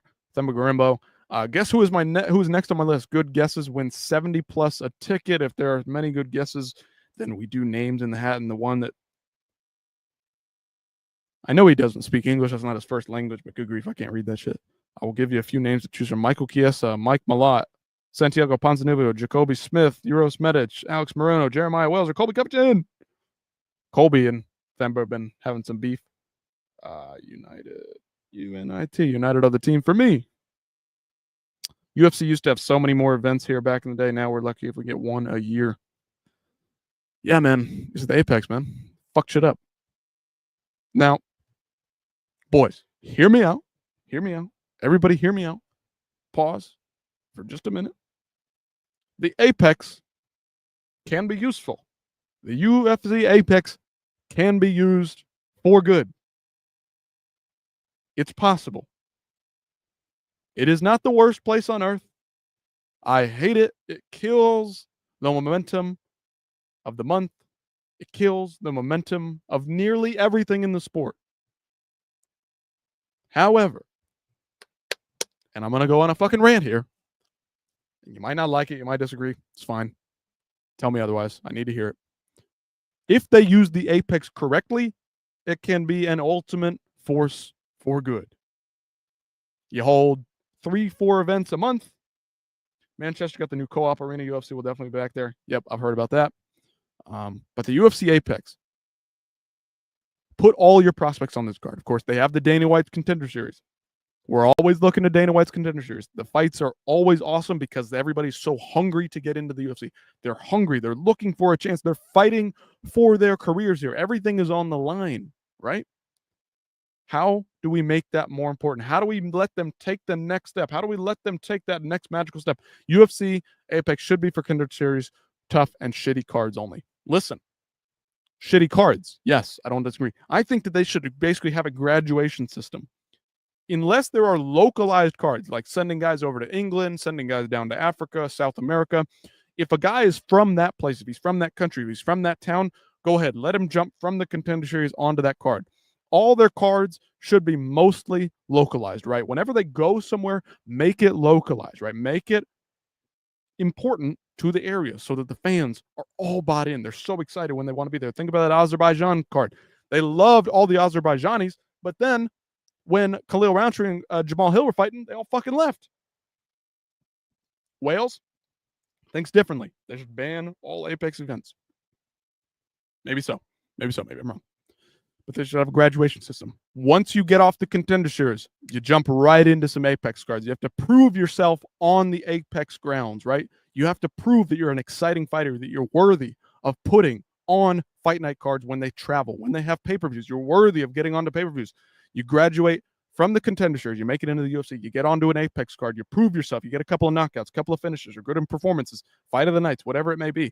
That's why those cards are shitty, because they don't have the name value, right? That's where you improve your prospects. You let them grow up in the Apex, smaller, more intimate environment, not the pressure of the crowd, right? Then once they can improve and once they prove that they're worthy enough to get on past the Apex, then you throw them on the fight night cards. Once they get past the fight night cards and they improve, they get better, they start to become ranked fighters, then you throw them on the pay-per-views. So then the pay-per-views are full of just ranked fighters, big matchup, grudge matches, localized matchups. That's the pay-per-views. The fight nights, they have a smaller main event, but they're all localized, very localized, right? And they have contenders that have proven themselves to be very exciting, right? But the Apex, back it up one more step. You come off the Contender Series. You have to prove yourself on the Apex. That's why those cards are shitty. Have the shitty cards fill up those weekends. Wales, you said it yourself. The worst weekends are when we don't have UFC. How do we have UFC on the weekend? We have to have Apex cards, but that's where your contenders live. So the contenders, when you know that when you watch an Apex card, and you can sell this to the casuals very easily, promote it to the casuals very easily. If you're sitting there watching a UFC Apex card, it's full of contenders with one good main event. When you watch a fight night card, it's all localized, very important, very emotional, very intimate with the crowd because they're all fans of those guys who are from that area. Then you move on to the pay-per-view cards. Then it's all gangbusters. It's the biggest card of the month. It's loaded with talent. It's stacked with fighters, meaningful fights from top to bottom, and you're going to have a fantastic night of fights that are going to be exciting from top to bottom, right? Anyway, that's my rant. That's my rave. So many locations across America don't need the Apex. Yeah, I mean, it's true. Have you ever been watching this season of Tough? Dude, I wanted to because it's DC and Chael, and I thought the chitter chat between them was going to be interesting, but I've seen they've like been cutting some stuff out of there. Watched the first two episodes. Wales did. I haven't watched since. Dude, I haven't watched a single episode. I'll have to go back and rewatch for the fights. I like to keep up with the fights and see who the fighters are on there, if I recognize them from the regional scene. But I don't know who's competing. I don't really care about the Ultimate Fighter anymore. I love the first like 5-6 seasons of it, though. If you go back and rewatch those on Fight Pass, fantastic shit. Love it. It's great reality TV. It's now just not fun anymore. And it's just, I mean, listen, I get that the fighters have to promote themselves, put their names out there, but it's just not all that interesting to me. It's just not all that cool. It's not fun like it was. It's not dangerous like it was. It wasn't like dudes were getting drunk and shit-faced. Like, that was fun, and they don't have to do that. But have some fun, you know? Have some fun. It's just all about the fights now. And it's hard to sell it. It's hard to make a TV show based off of that. If they put it for free on YouTube, fine. But you got to pay for ESPN or pay for whatever to watch it. Season 3 was my favorite. It went downhill since they stopped letting fighters in and get drunk. Is that because Bisping was on there?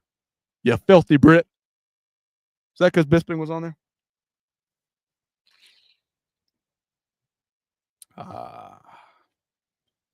Yeah, it kind of did. But I mean, in a sense, like, do you want the sport to forever be in this unprofessional state where Conor McGregor's flying around doing crazy shit, or they're drinking and doing drugs and crazy shit on The Ultimate Fighter? Or do you want to have a professional sport that has rules and regulations behind it that can push the fight sport forward to its best and make it as best as possible? Because right now the UFC is just a monopoly. It's a business. They're running head over heels beyond everything that we could ever imagine. Like, they make us feel so good. I'm going head over heels for this shit, but at the same time, like, we're sacrificing a lot of the fun that we used to have, right?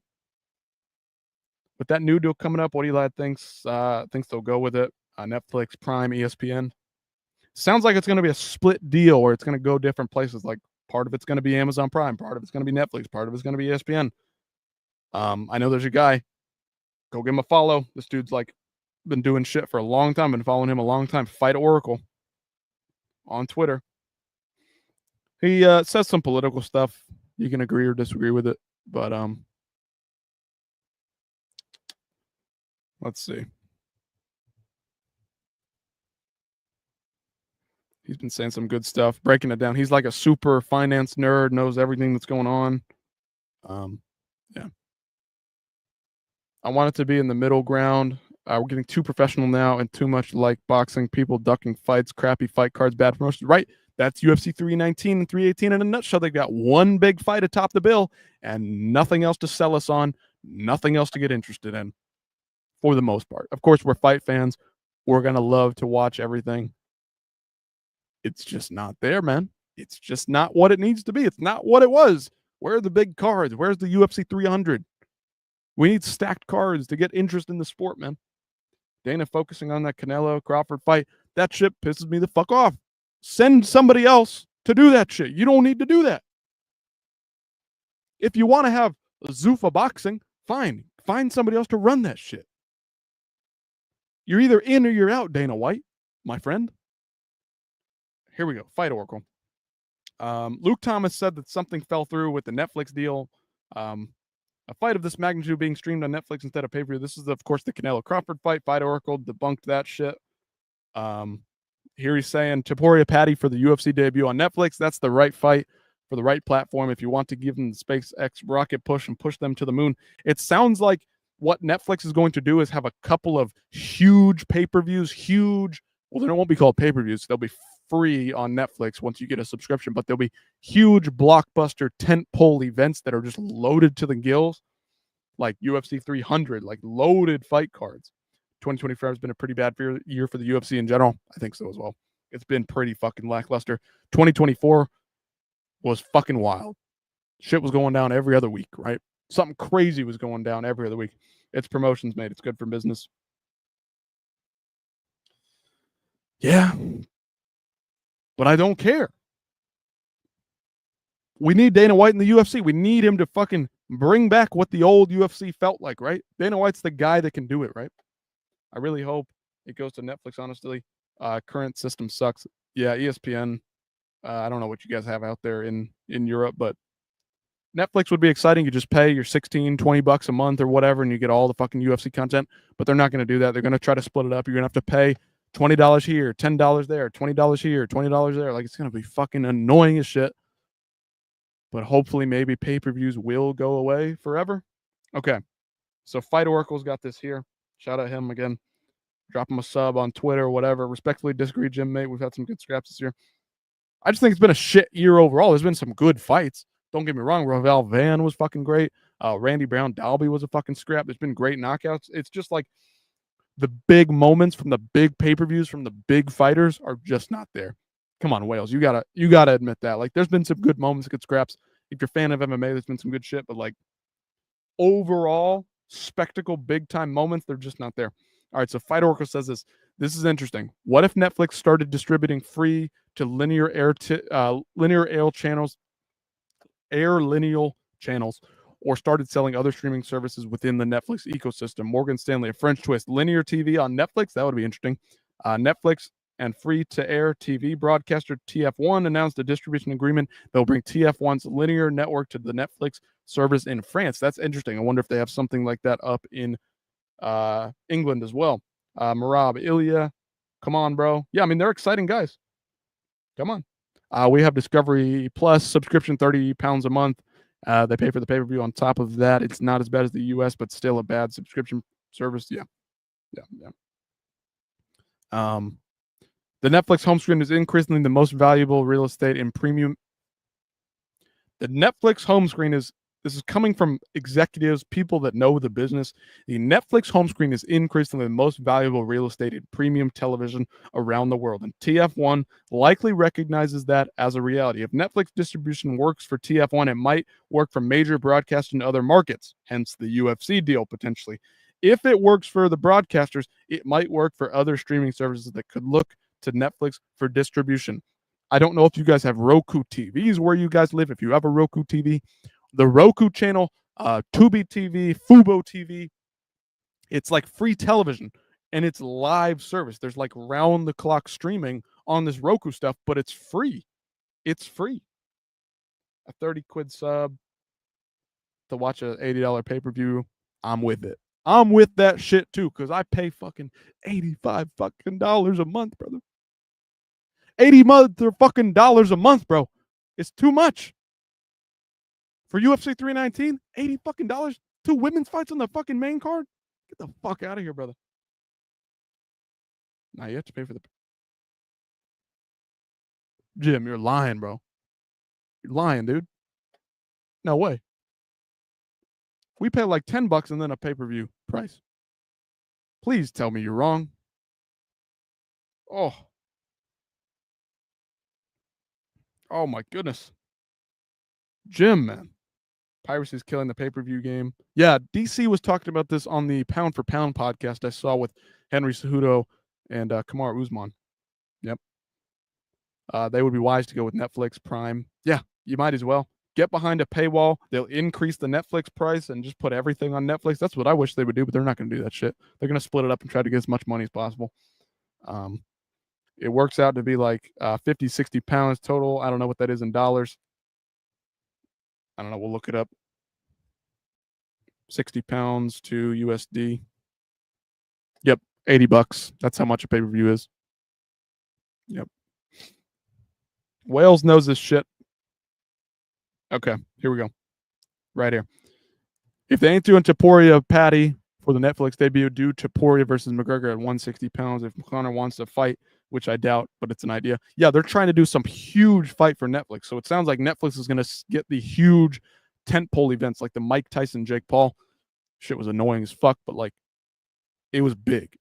80 plus 120, 130 million people watching. It's insane.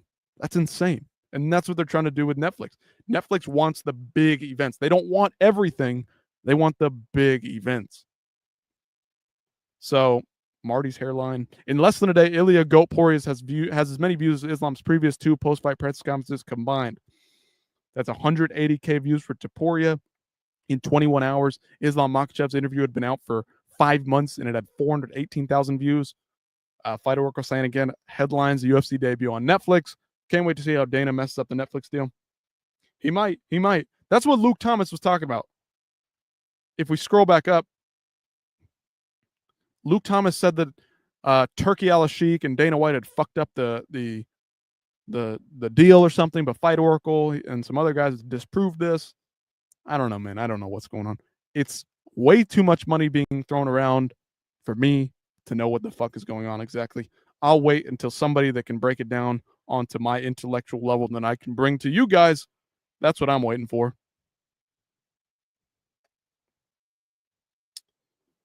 What else we got? I think it's pretty so here's a good point.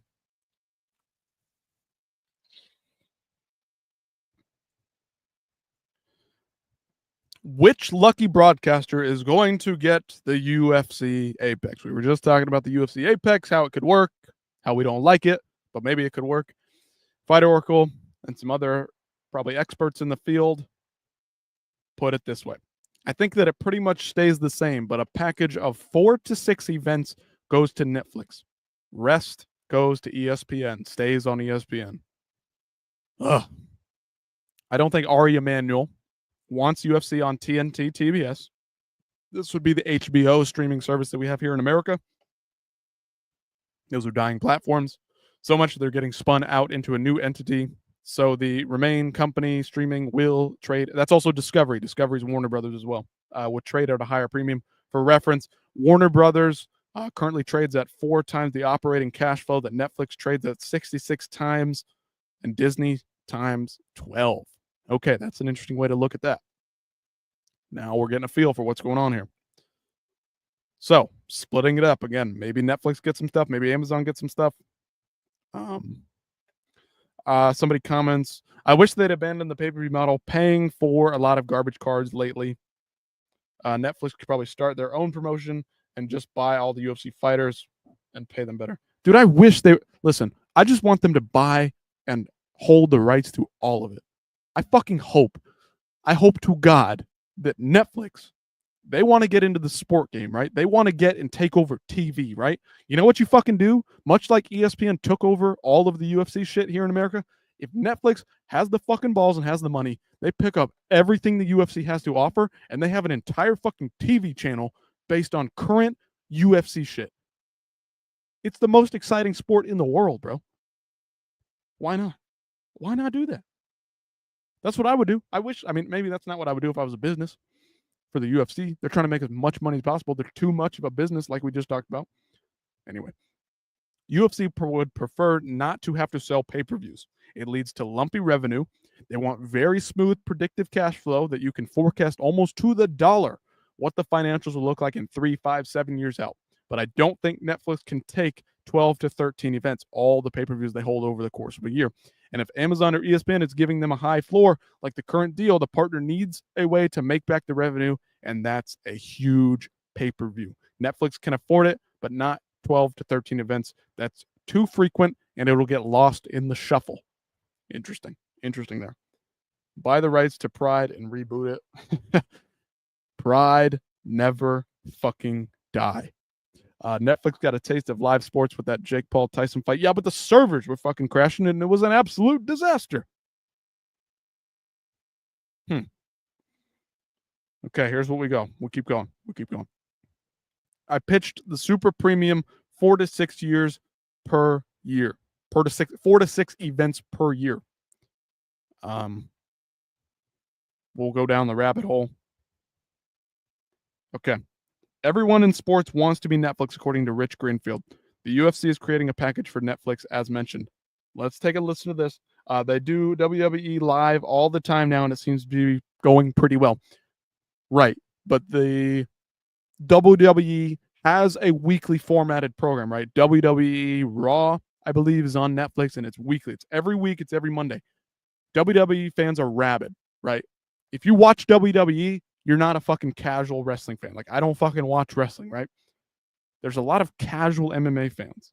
And Netflix wants to make sure that they can capitalize every time they have an event. Massive interest. Let's take a listen what these guys have to say. Alex Marchand and Rich Greenfield. You know what Netflix wants. They want to eventize sports. How can sports leagues create packages that create or make it feel like you can eventize something on Netflix? Because every sport league wants to be on Netflix. Everyone is jealous of Roger Goodell. There is no doubt about it. Everybody wants to be on Netflix. That's where the audience and the eyeballs are.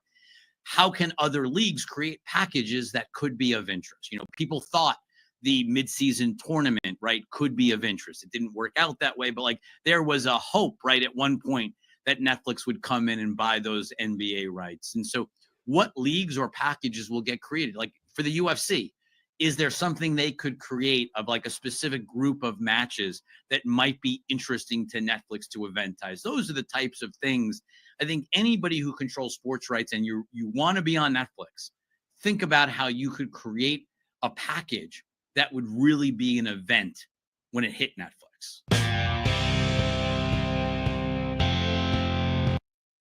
All right, fellas, I stand corrected. I stand corrected. You are the combat sport premium fans right here. You're enjoying the WWE. No problem with that. Ain't got a problem with that. I get it. I get it. It can be fun sometimes. I've seen some stuff. John Cena's come back, right? You just mentioned that. All right, fair enough. So maybe they could do that with the UFC, but exactly. Who the fuck is going to tune into Barber Blanchfield anyway? Like, who the fuck was going to watch that anyway? Sad to say, I was watching the entire card. Now, whether that, you know what's funny as fuck about that? Funny story. I was watching that card because I thought the rest of the card had some decent value to it, like in terms of prospects and interesting names. Gamrot versus Ludovic Klein was a good fight on that card. I went to bed after the Ludovic Klein fight and the Gamrot fight, fully knowing or fully expecting that Blanchfield Barber was going to happen. I went to bed and turned the TV off. I sit down on the fucking toilet. I look at Twitter, and Barber and Blanchfield has been fucking booted off the card for some bullshit reason. I was not going to watch that fight anyway. And I'm a huge fan. I watch this shit every week. I watch fights every fucking day. Last time you watched the WWE, the Undertaker was beating geezers. Shout out fucking Undertaker. Hell yeah. Hell yeah, brother. Hell yeah, brother. Here's another good point. Netflix doesn't do anything half-assed. Prime Video will throw up anything to get anything. Fight Oracle sticking with his guns. ESPN, Netflix. The other part of the puzzle is the Brazilian rights. Those are available immediately, which could appeal to Netflix. They could take the U.S. and Brazil rights right off the bat. They have 17 million subscribers in Brazil for Netflix. At least check, probably closer to 20 million now. What else we got? MMA media incels and fans who started watching 5 minutes ago are upset that Dana White tried to make their fights for 6 months. I mean, it takes time to make fights. That's right. So Fight Oracle responds with this in regards to the rights deal. Some were saying that they were saving the fights for 2026 for Netflix. Who the hell knows? That's the Conor McGregor debate. Like, why are they holding Conor McGregor off? Why was John Jones not fighting Tom Aspinall immediately? Why did they not make the announcement immediately? That's because John Jones and Tom Aspinall was potentially being held out for that huge rights deal, right? They have to try to increase their potential offers as much as possible. And if you have huge fights with huge names on the horizon, the Nate Diaz's, the Jorge Masvidal's, the this, the that, the this, the that, the big spectacle fights, they can sell their deal for more money. Barber supposedly had a seizure, but if you're having a seizure, you probably shouldn't be a UFC fighter. I don't know what the hell's going on with Barber. Allegedly, it was seizures. I don't know what's going on. Hope she gets better. But yeah, if you're having seizures constantly, probably shouldn't be risking your brain health in the octagon. What? If you're a huge fan, but you don't want to watch that fight, no. Not a huge fan. Dude, I know. I'm pathetic. I'm a loser. Blanchfield Barber. It was going to be the fight of the century. It was my most anticipated fight of the year, and I dropped the ball, man. I dropped the ball. It's my bad. Should have been there. That was the greatest fight. I mean, what a matchup. Two girls that basically cancel each other out in every way. You know that it was going to be a slugfest on the feet. You know that it was going to be way better than Joshua Van and Brandon Royval. It just had no chance. It was going to be fight of the year. Instantaneous classic, instant Hall of Fame fight. Just an absolute barn burner. Absolute murders in there. Girls that just get in there and knock the fuck out of each other, right? Barbara Blanchfield. How could I miss that fight? I know you're disappointed to me. Drop the dislikes now. Unsubscribe. Cancel me. Shut the channel down. Whatever you need to do. I get it. I won't even blame you. Don't disrespect yourself. Come on now. I have to, punish myself in a way for missing Barbara Blanchfield. What a miss. 5 strikes in total. I mean, what a fucking heater. Fucking Rose Namajunas. Fucking Carla Esparza, brother. Woo! Derek Lewis, Francis Ngannou. Woo! Hoist Gracie. Back in the day, every fight he had was just a fucking heater, man. Never had a bad fight.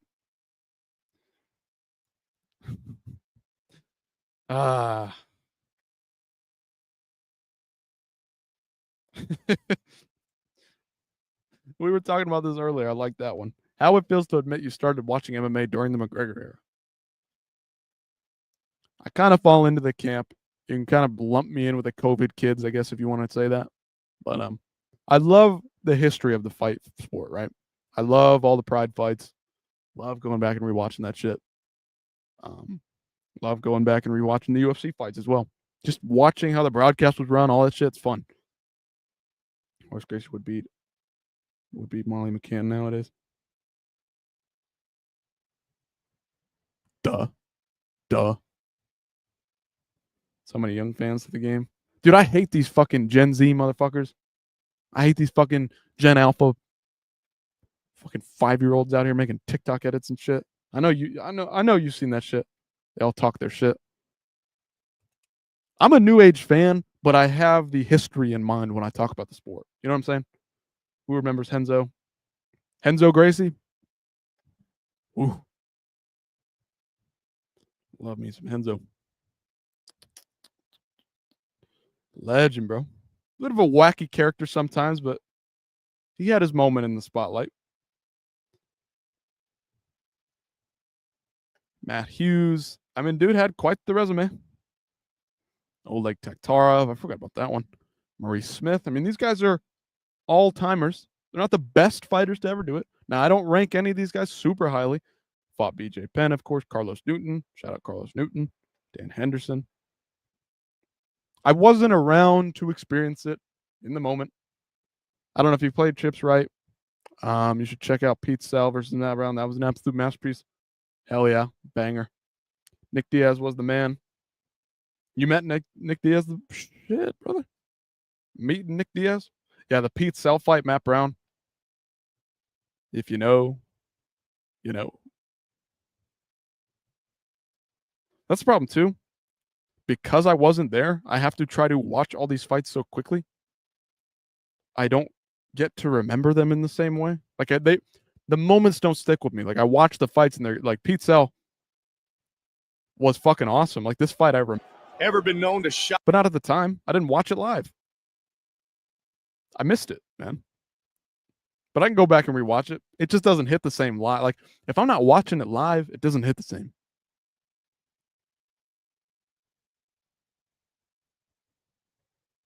Sick fight. Look at that shit, bro. Head kick, boom. Walking forward. Yikes, bro. Referee gets in the way. He is just coming all for him. All that. Oh, dude. Czech Congo, Pat Barry. Holy fuck. Holy shit. That perfect refereeing in that one. Boom. Knees up the middle. Brutal by Matt Brown there. God damn, son. Gets right after him. Sick ass fight. Awesome fight. I love that you brought that to the forefront of my memory.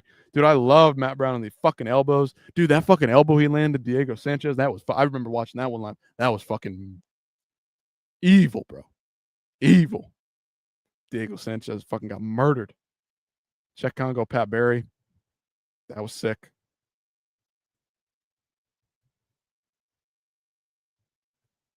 insane. Best comeback ever.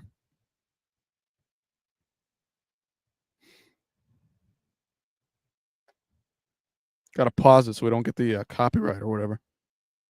He's got him hurt. He's got him hurt. They're just screaming. Like the commentary just throws all logic out the window and they're just screaming. Bloody murder. Pat Barry's all over him. He's falling all over the place. Looks like he's going to break his leg falling backwards. You ever see Paul Sass fight? Not live. Not live. I do know who Paul Sass is.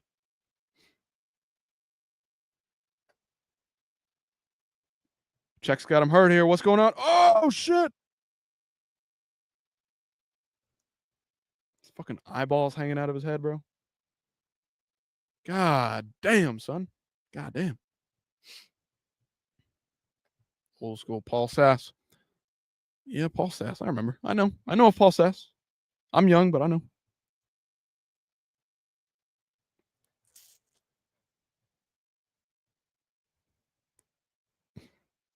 I know his face.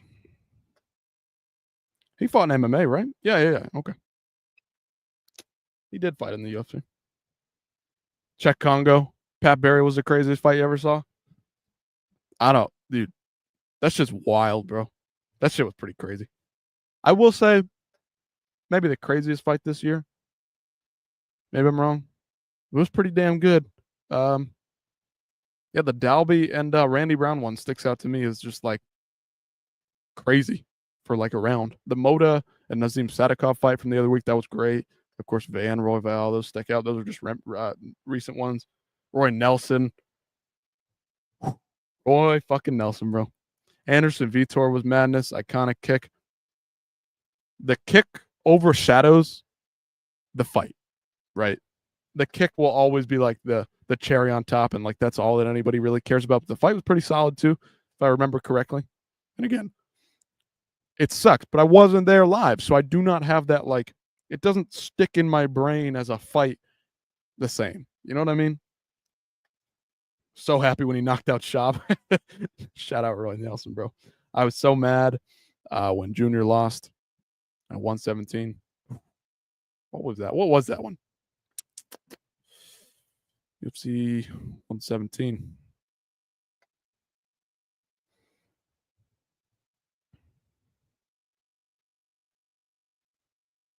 Oh, yeah, that was Roy Nelson as well. You're right. Damn, bro.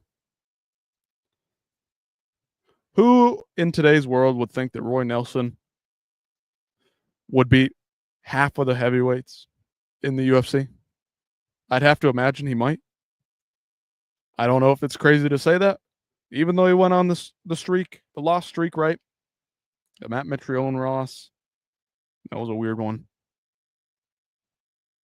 Mirko Filipovic. I haven't heard that in a while. Chell versus Anderson. That was a good one. Classic. Dos Santos was a killer. He was for a minute there. Roy Nelson could probably come back now and be top 15. LOL, he beats Tuivasa. Dude, I think he beats Tuivasa. Low-key. I think he's sturdy enough. Maybe if he had some like modern day training, like sturdy enough to avoid the takedowns. I think he can do it. Beat Bigfoot. Czech Congo as well. Yeah, the Brendan Schaub shit was fucking hilarious. Nelson versus Ty. Yeah, bring it back. How much do you think they would weigh in the octagon combined? So they'd have to cut weight, right? But then weigh back in, right? Let them weigh in right before the fight. I'm curious how much they would weigh. Does he still compete? I don't know. I mean, I remember the Moldavsky fight vaguely. That was rough.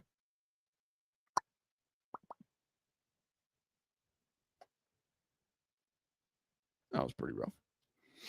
Vitor Petrino, Austin Lane's happening this week. I see this at the top of my screen. Nate Landwehr. I don't know why I thought Nate Landwehr was not fighting on this card, but thank goodness. They need some Tennessee boost, man. I need that Tennessee boost. Nelson was on tough when Kimbo Slice made his debut. Yes, sir. Yep. He beat Kimbo. Wait, did he? I don't doubt you. I just don't remember. I missed out on the Kimbo craze. Like, I heard about it. I just wasn't like, it's not listed. It's not a real fight. What's that, 10? Dude, that was season 10, brother. Nate let me down last time around. Yeah, man. Nate the Train, baby. Nate the Train, baby. Yeah, Duho Choi's just, he's sharp, man, and Nate is not particularly sharp. He's going to scrap with anybody. He's going to make it a fucking fight. The dude's a fucking definition of a dog. What was that a couple months ago? Somebody did a poll, like, if there were no rules and you could bite and claw and eye gouge and do nut shots, he was the only guy out of like 800 fighters they surveyed that said, like, yeah, I would do it. Dude's fucking sick in the head, and I love it. Nate the Train, baby.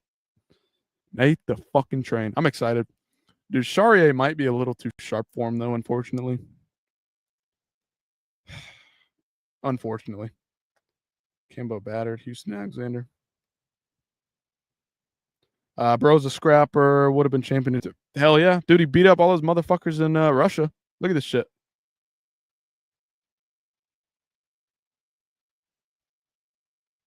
Look at him, bro.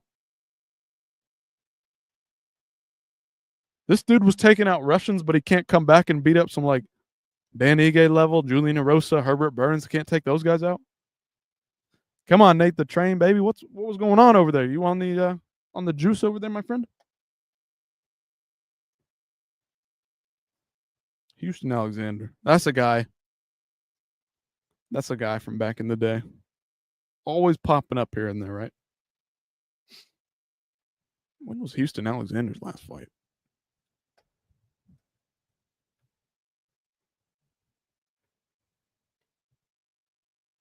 Damn, dude, 53. Thanks. Bellator. That's where I remember seeing live Houston Alexander. There's more crappy Russian fighters than there are Khabib and Islam. Dude, I know. I'm being facetious. I'm trying to hype up Nate the Train, baby. I'm getting in the zone. It's fight week, baby. We all know this. They all just fight. That's why they get good, because they fight from birth. They fight all the time. Every other country in the world, most of them don't even start till they're 18, 19, 20 years old. And then they end up actually going toe-to-toe with Islam Makhachev, Volk. Khabib's record is weak. Yeah, it's fucking weak. The first, like, 16 fights are just nothing.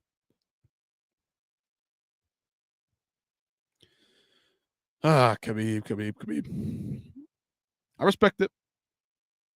But it's definitely not. I don't know if it's really GOAT worthy.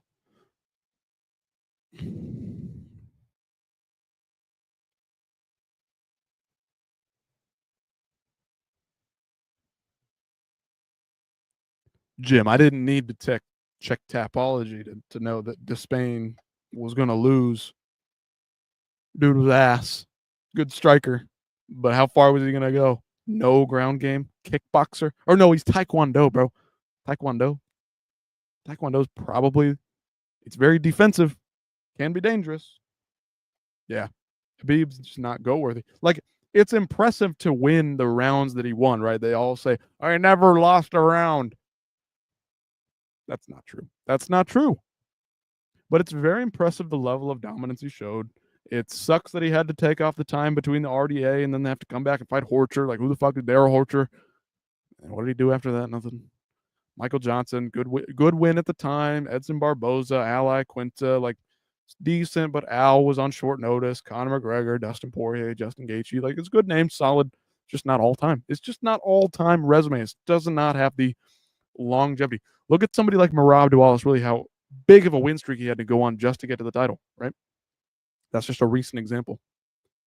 Everyone was hyping him up so much when he came in. Who, Khabib? Yeah. But who the fuck did he beat, man? We'll switch it over to Tapology. We'll switch it over to Tapology. I know what you're saying. Some of Tapology just gets messy with the ads. I don't like it as much. Looking at it visually for people looking at it. Like, look, boom, boom, boom, boom, ads. That's why I don't use it as much.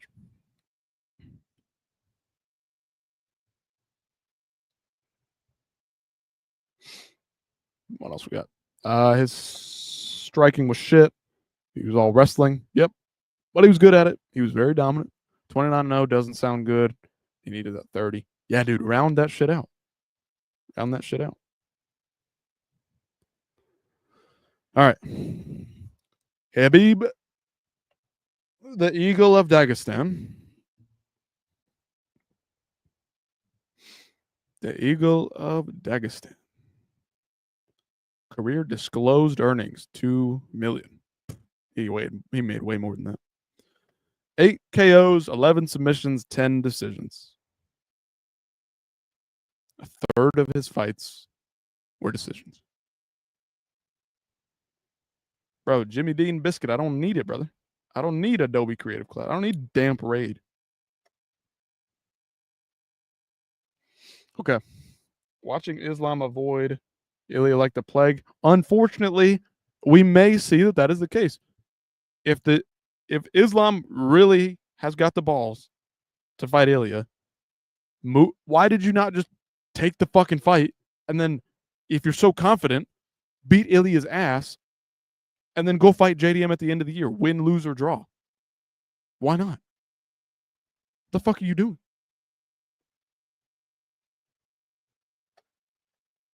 What time is it for me? It's late. It's getting late. Not as late as you probably think, but it's late. Look after Dustin and Connor. He fought scrubs. Right. Come on, RDA is not a scrub. RDA is not a scrub. Michael Johnson's not a scrub. Edson Barboza's not a scrub. Ally Quinta's not even a scrub, man. That would have been the right move. East Coast time, maybe so. Maybe so. It's late in the evening. It's approaching morning. The fuck are you guys doing up at this hour anyway? Gym's over in England. You work overnight, man. Is that what I'm putting 2 and 2 together with?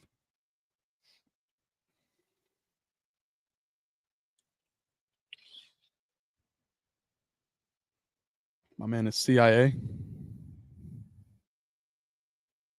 Who the fuck? Me? I ain't that fucking smart. Talking about MMA on fucking YouTube or wherever the fuck I'm streaming this shit, man. Ain't that smart. No disclosure. Nah, dude. I don't need people like doing shit like that. I'm a UFC fan, so my sleep schedule is a mess. Man. It's tough, huh? I see people complaining about how bad it is, like, on the East Coast, how bad and how late the fights are. You guys are literally staying up all night to watch the cards. And if you're watching every fight, you're staying up the entire night. It's awful. Awful. The Brits are proper UFC fans. Dude, you know, if you're from Europe and you're staying up to watch the card, like, fucking legends, man. Fucking legend. 6 a.m. main events. Staying up till 6 a.m. to watch fights. I would do it. Fortunately, I'm not in that time zone, but I would do it. If I had to do it, I'd do it. If I had to do it, I'd do it. All right, what do we got going on? All right. Staying up, proper fans. They're fucking legends. Most of them are pretty fucking legit.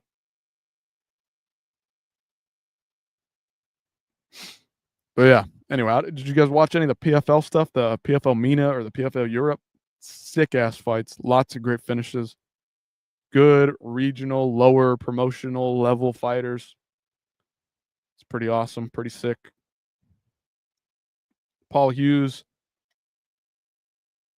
calling Usman Nurmagomedov a duck. That was pretty cool. Pretty fun. Drumming up some anticipation. Drumming up some heat for that one. Pretty good for Paul Hughes there. Why am I keeping Tony on the screen? Because Tony's a fucking legend, brother. We'll move him. We'll move him. Tom Aspinall talking about some stuff. This is exactly why I don't need to put my fucking name, address out there for you. I'm sure if you're a hacker, you'd probably get my IP address and have all my shit anyway. But Tom Aspinall, if he's with his kids and you take a picture without my consent, there might be hands flying. That's a horrendous thing to do. I hate that. Come over and ask for a picture. Even if I'm with the kids, I'll probably say yes. And if I don't, it's for a good reason. That's why. Cage Warriors put on some good shows. Hell yeah, they do. A diminished ant. Don't say that. Don't say that. Don't do my boy like that. Not a fucking hacker. Good. Good. Cedric Dubé got on the broadcast. I don't know if you guys saw that. Big French star, big name dude over there. Superstar French MMA fighter now. Was competing in kickboxing for a while. He said to the broadcast team that he's been dealing with a wrist injury of some sort and he won't be return to competition for a few more months. He's been out for a long time already. Here was a guy from one championship, Khalid, came in, allegedly from Belgium, not really. And then this Levi Bachelor kid gets the finish here. We'll take a watch. It was pretty exciting.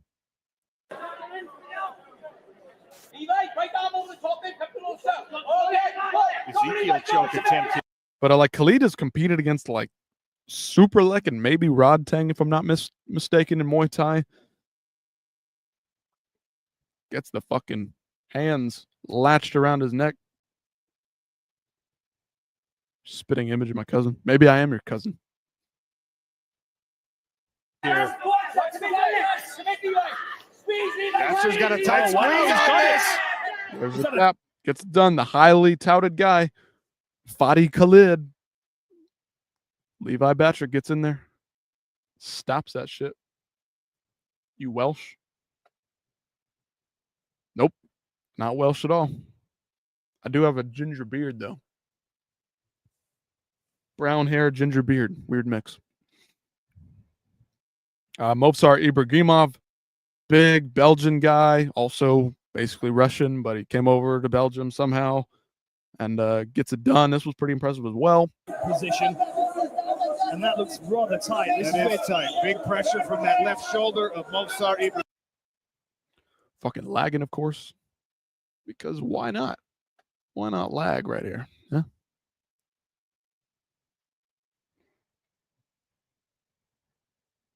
Come on. Come on, big boy.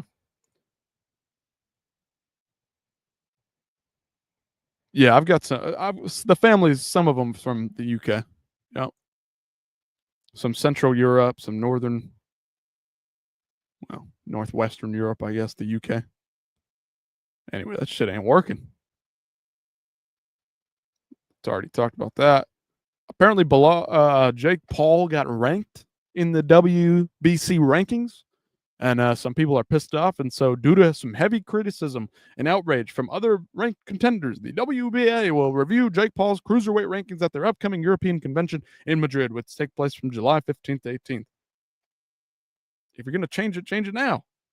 The WBA ranked Paul at number 14th in its cruiserweights ranking after his lackluster win over Julio Cesar Chavez Jr. last Saturday. Chavez Jr. wasn't ranked at cruiserweight, and his last notable win came in 2012 at middleweight. Paul has never defeated a ranked boxer unless you count his fight with 58-year-old Mike Tyson, officially from Ring Magazine. Get this shit motherfucker out of the rankings. People hate Jake Paul so much, but his wins are better than most pro fighters' early records. People like to say that as a talking point in debates, and I can't really disagree with him. Like, he's taking on dudes. They're over the hill. They're old as shit, but I mean, like, it's better than, like, Joe Blow down at the local gym, the fucking local high school. Definitely starting to earn some respect. Not my fucking respect. I can give a shit. He's beating up old motherfuckers that are fucking coming off a rehab 6 months ago. Julio Cesar Chavez. Dude just got deported back to fucking Mexico too, man. Here's the head kick, main event. Patrick Habiora, also Belgian descent. This was pretty fucking sick. Belal, wait to see the replay. That was a special finish. We'll play it without the sound. I'll get copyrighted or whatever. Boom. Takes out Danny Hot Chocolate Roberts. Wow. Clean, bro. He's just a split second too late on that raised hand, man. He's ranking down the WBO. Gotta respect it. I don't fucking care, man. He's beating up old men. He's beating up old dudes. He lost to Tommy Fury, the only guy that's of relative age to him. Julio Cesar Chavez is not a full-time boxer. Now, he had a couple of tough matches back in the day. I don't remember. Did he fight Canelo? Am I wrong there? But I don't fucking care, dude. I don't give a shit. I don't give a shit. I also don't watch boxing. It's boring as fuck.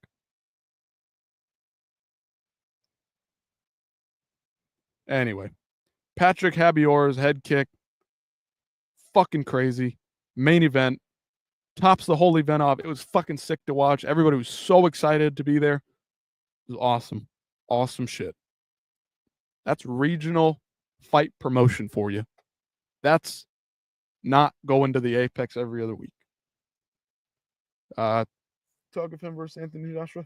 Yeah. Take on somebody that's bigger than you, bro. Joshua's a little chinny, am I wrong? I don't think Jake's going to beat Anthony Joshua, though. Something else kind of funny we saw. Movsar Evloev claims that he does 1,500 push-ups in a single hour every single week. I do it in exactly 1 hour. It's part of my weekly training. The method comes from Kostya Zoo. It originally required 1,000 push-ups in one session, but I've done it so often I pushed it to 1,500 in 1 hour. That's only breaks. There's only breaks when I am jumping rope 1 hour, 1,500 push-ups, and a ton of time on the rope. That's why he looks like he's fucking roided out of his mind. All right, fair enough. Fair enough, brother. Fair enough. Here we go. We were talking about this a bit earlier. This was Daniel Cormier on the Pound for Pound podcast. Daniel Cormier has pessimistic expectations for UFC pay-per-view sales because of piracy. I think Jim or Wales, one of you brought this up earlier. Alex Pereira, Ilya Topuria. Who is that next guy that could... Pereira was doing well. Pereira was doing well. He was doing well. I mean, gangbusters. I just think the day... No, I don't know. That's why I'm asking. I think the days of 900,000, 800,000, those days are going to be hard to come by. Kamaru was a part of that with Masvidal the first time, I believe, with a big number like that. It's hard to replicate that. I did a couple big numbers. Yeah, I did at least. I got a good 3-4. Yeah, it's hard to replicate that today. People are stealing it. Exactly. So that's Alex Pereira, Ilya Topuria. Who is that? All right, weird cutoff on the timing there with the clip, but it's true. They're just not happening. Was a close one. Evloev robbed Allen, in my opinion. In your opinion, it was pretty close. The hand down. You know how they've changed the rule now to where you have to have like knees or elbow or anything other than hands down to be ruled down. Arnold was spamming those elbows right up the middle, right in Evloev's face, and they stopped that shit. Because the knees up the middle when he has his fucking fingertips down. Fucking bullshit. DC has good takes. For the most part. I don't think he watches and keeps up with the sport on a day-to-day basis, but he's not wrong there. He's not wrong there. And yeah, who's this? This fucking dude. Nobody wants to spend 60 Australian dollars every month for a few hours of entertainment at best, which most likely will not only have 1 to 3 fights not even worth watching and delivered via shithouse apps that may or may not even work. Yep. How you paying a premium price for that shit when it's not deserving of the price? More White House stuff coming down. Josh Thompson saying this. Josh Thompson of the Weighing In podcast. I get including Conor because of his ability to draw big numbers, but John never broke 1 million buys. Neither are champions now, so why would they be opening fights on the pay-per-view of the UFC White House card next year, July 4th, Independence Day here in America? John was between 600 and 800 regularly for the better part of his career. There's still a huge number. The fights against Stipe and Gane aren't factored into that range. UFC suffered significant decline in pay-per-view after the COVID effects subsided, right? Everybody was at home for a long time. Pereira's been a ghost since he lost. Yeah, I hope that's because he's in the gym training his fucking ass off, getting ready for a fight. I hope that's what's going on. I hope it's not just purely because he's taking a loss. Robert Whitaker says he plans to hang up the gloves after 4 more fights, starting with Robert. Starting with Ranier de Ritter. Like you said, it's getting late. Starting to slur the words, put some things together that don't need to be put together. I see the light at the end of the tunnel. 4 fights put me into position to finish on top and have a fairy tale ending. Bobby Nux. Maybe we can do it, boys. Maybe we can get Bobby Nux back to the top. He gets 1 win here, 1 win there. It's middleweight. Pretty shallow division. They probably launch him right into a title shot there. We'll see how it happens. We'll see what plays out. Ali running his mouth again, July 4th next year. This is from Conor McGregor. I don't think he has 4 more in him. He's, again, durability issues, brother. You got your teeth knocked in by a choke. It's pretty bad. Pereira's the alligator in the lake watching and observing, planning his next attack. Maybe so. I hope that he beats Magomed Ankalaev. Pantoja, Merab, Volk, Ilya, Islam, JDM, one of those 2, either one could have the welterweight strap soon. Dricus, Pereira back as champion instead of Magomed. I love and respect what Magomed's doing as a mixed martial artist, as a skilled fighter, but I fucking can't stand the way he fights. Mostly boring as shit. Tom Aspinall. If you had Pantoja, Merab, Volkanovski, Ilya, JDM or Islam, Dricus, Pereira, Tom Aspinall, that would be the most exciting 8 fighters to hold the belts at one time. Just saying. Ali Abdelaziz strikes back at Conor McGregor. I was being told the White House is going to have a heavy street drug test policy, and we all know that you cannot pass that. Maybe you can go fight in China on a card. No cocaine in the White House anymore, Conor McGregor. Harsh words by Ali there. Harsh words. Anywho.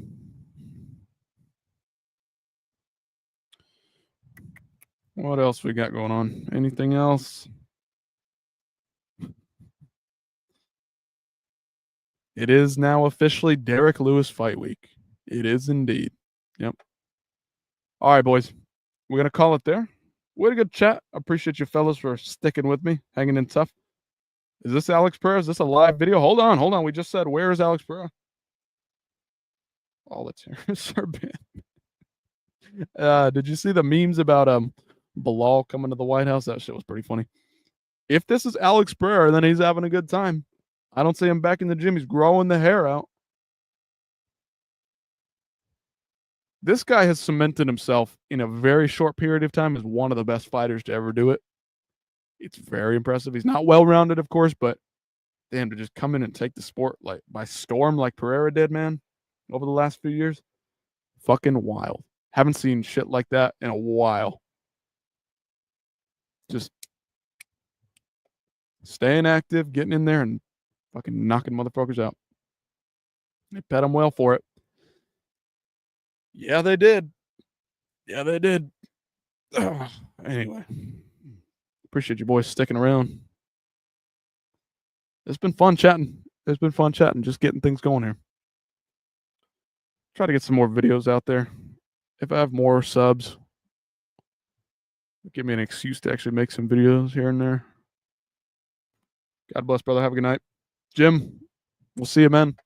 Wales, hope you made a new friend. Jim, you and them. Make that connection. That's what we're doing. Building a network, building a community. Peace, bro. Good stream. I appreciate it for sticking around. Did a fucking 2.5 hour stream here. Nice. Oh, you hang out in Guru stream? Sweet, brother. I'll shout you out next time. I would appreciate that. I think Guru would like this type of shit. It's a little bit more tame, a little bit more professional, a little bit reeled back, you know. That's what we're trying to do. I want to run like a real fucking program here. I don't just want to do like live chats. Live chats are fun and all, but I want to do something that you could go back and watch and listen to that's professional with some real talking heads. Somebody that's got some confidence on the camera. Somebody that can produce something of decent interest. Somebody that's not just going to spew the same bullshit. No offense, but there's a lot of dumb guys out there. I like watching them. They're funny. I'm not as funny maybe, but I just want to hit those points let you enjoy it quick in one ear, process it, get the news, pop back out. That way you don't have to spend so much time on social media because it's rotting your fucking brain out. Anyway, boys, have a good night. You guys have a good one. Stay safe out there. And we'll catch you as soon as possible. Anyway, like, share, comment, subscribe.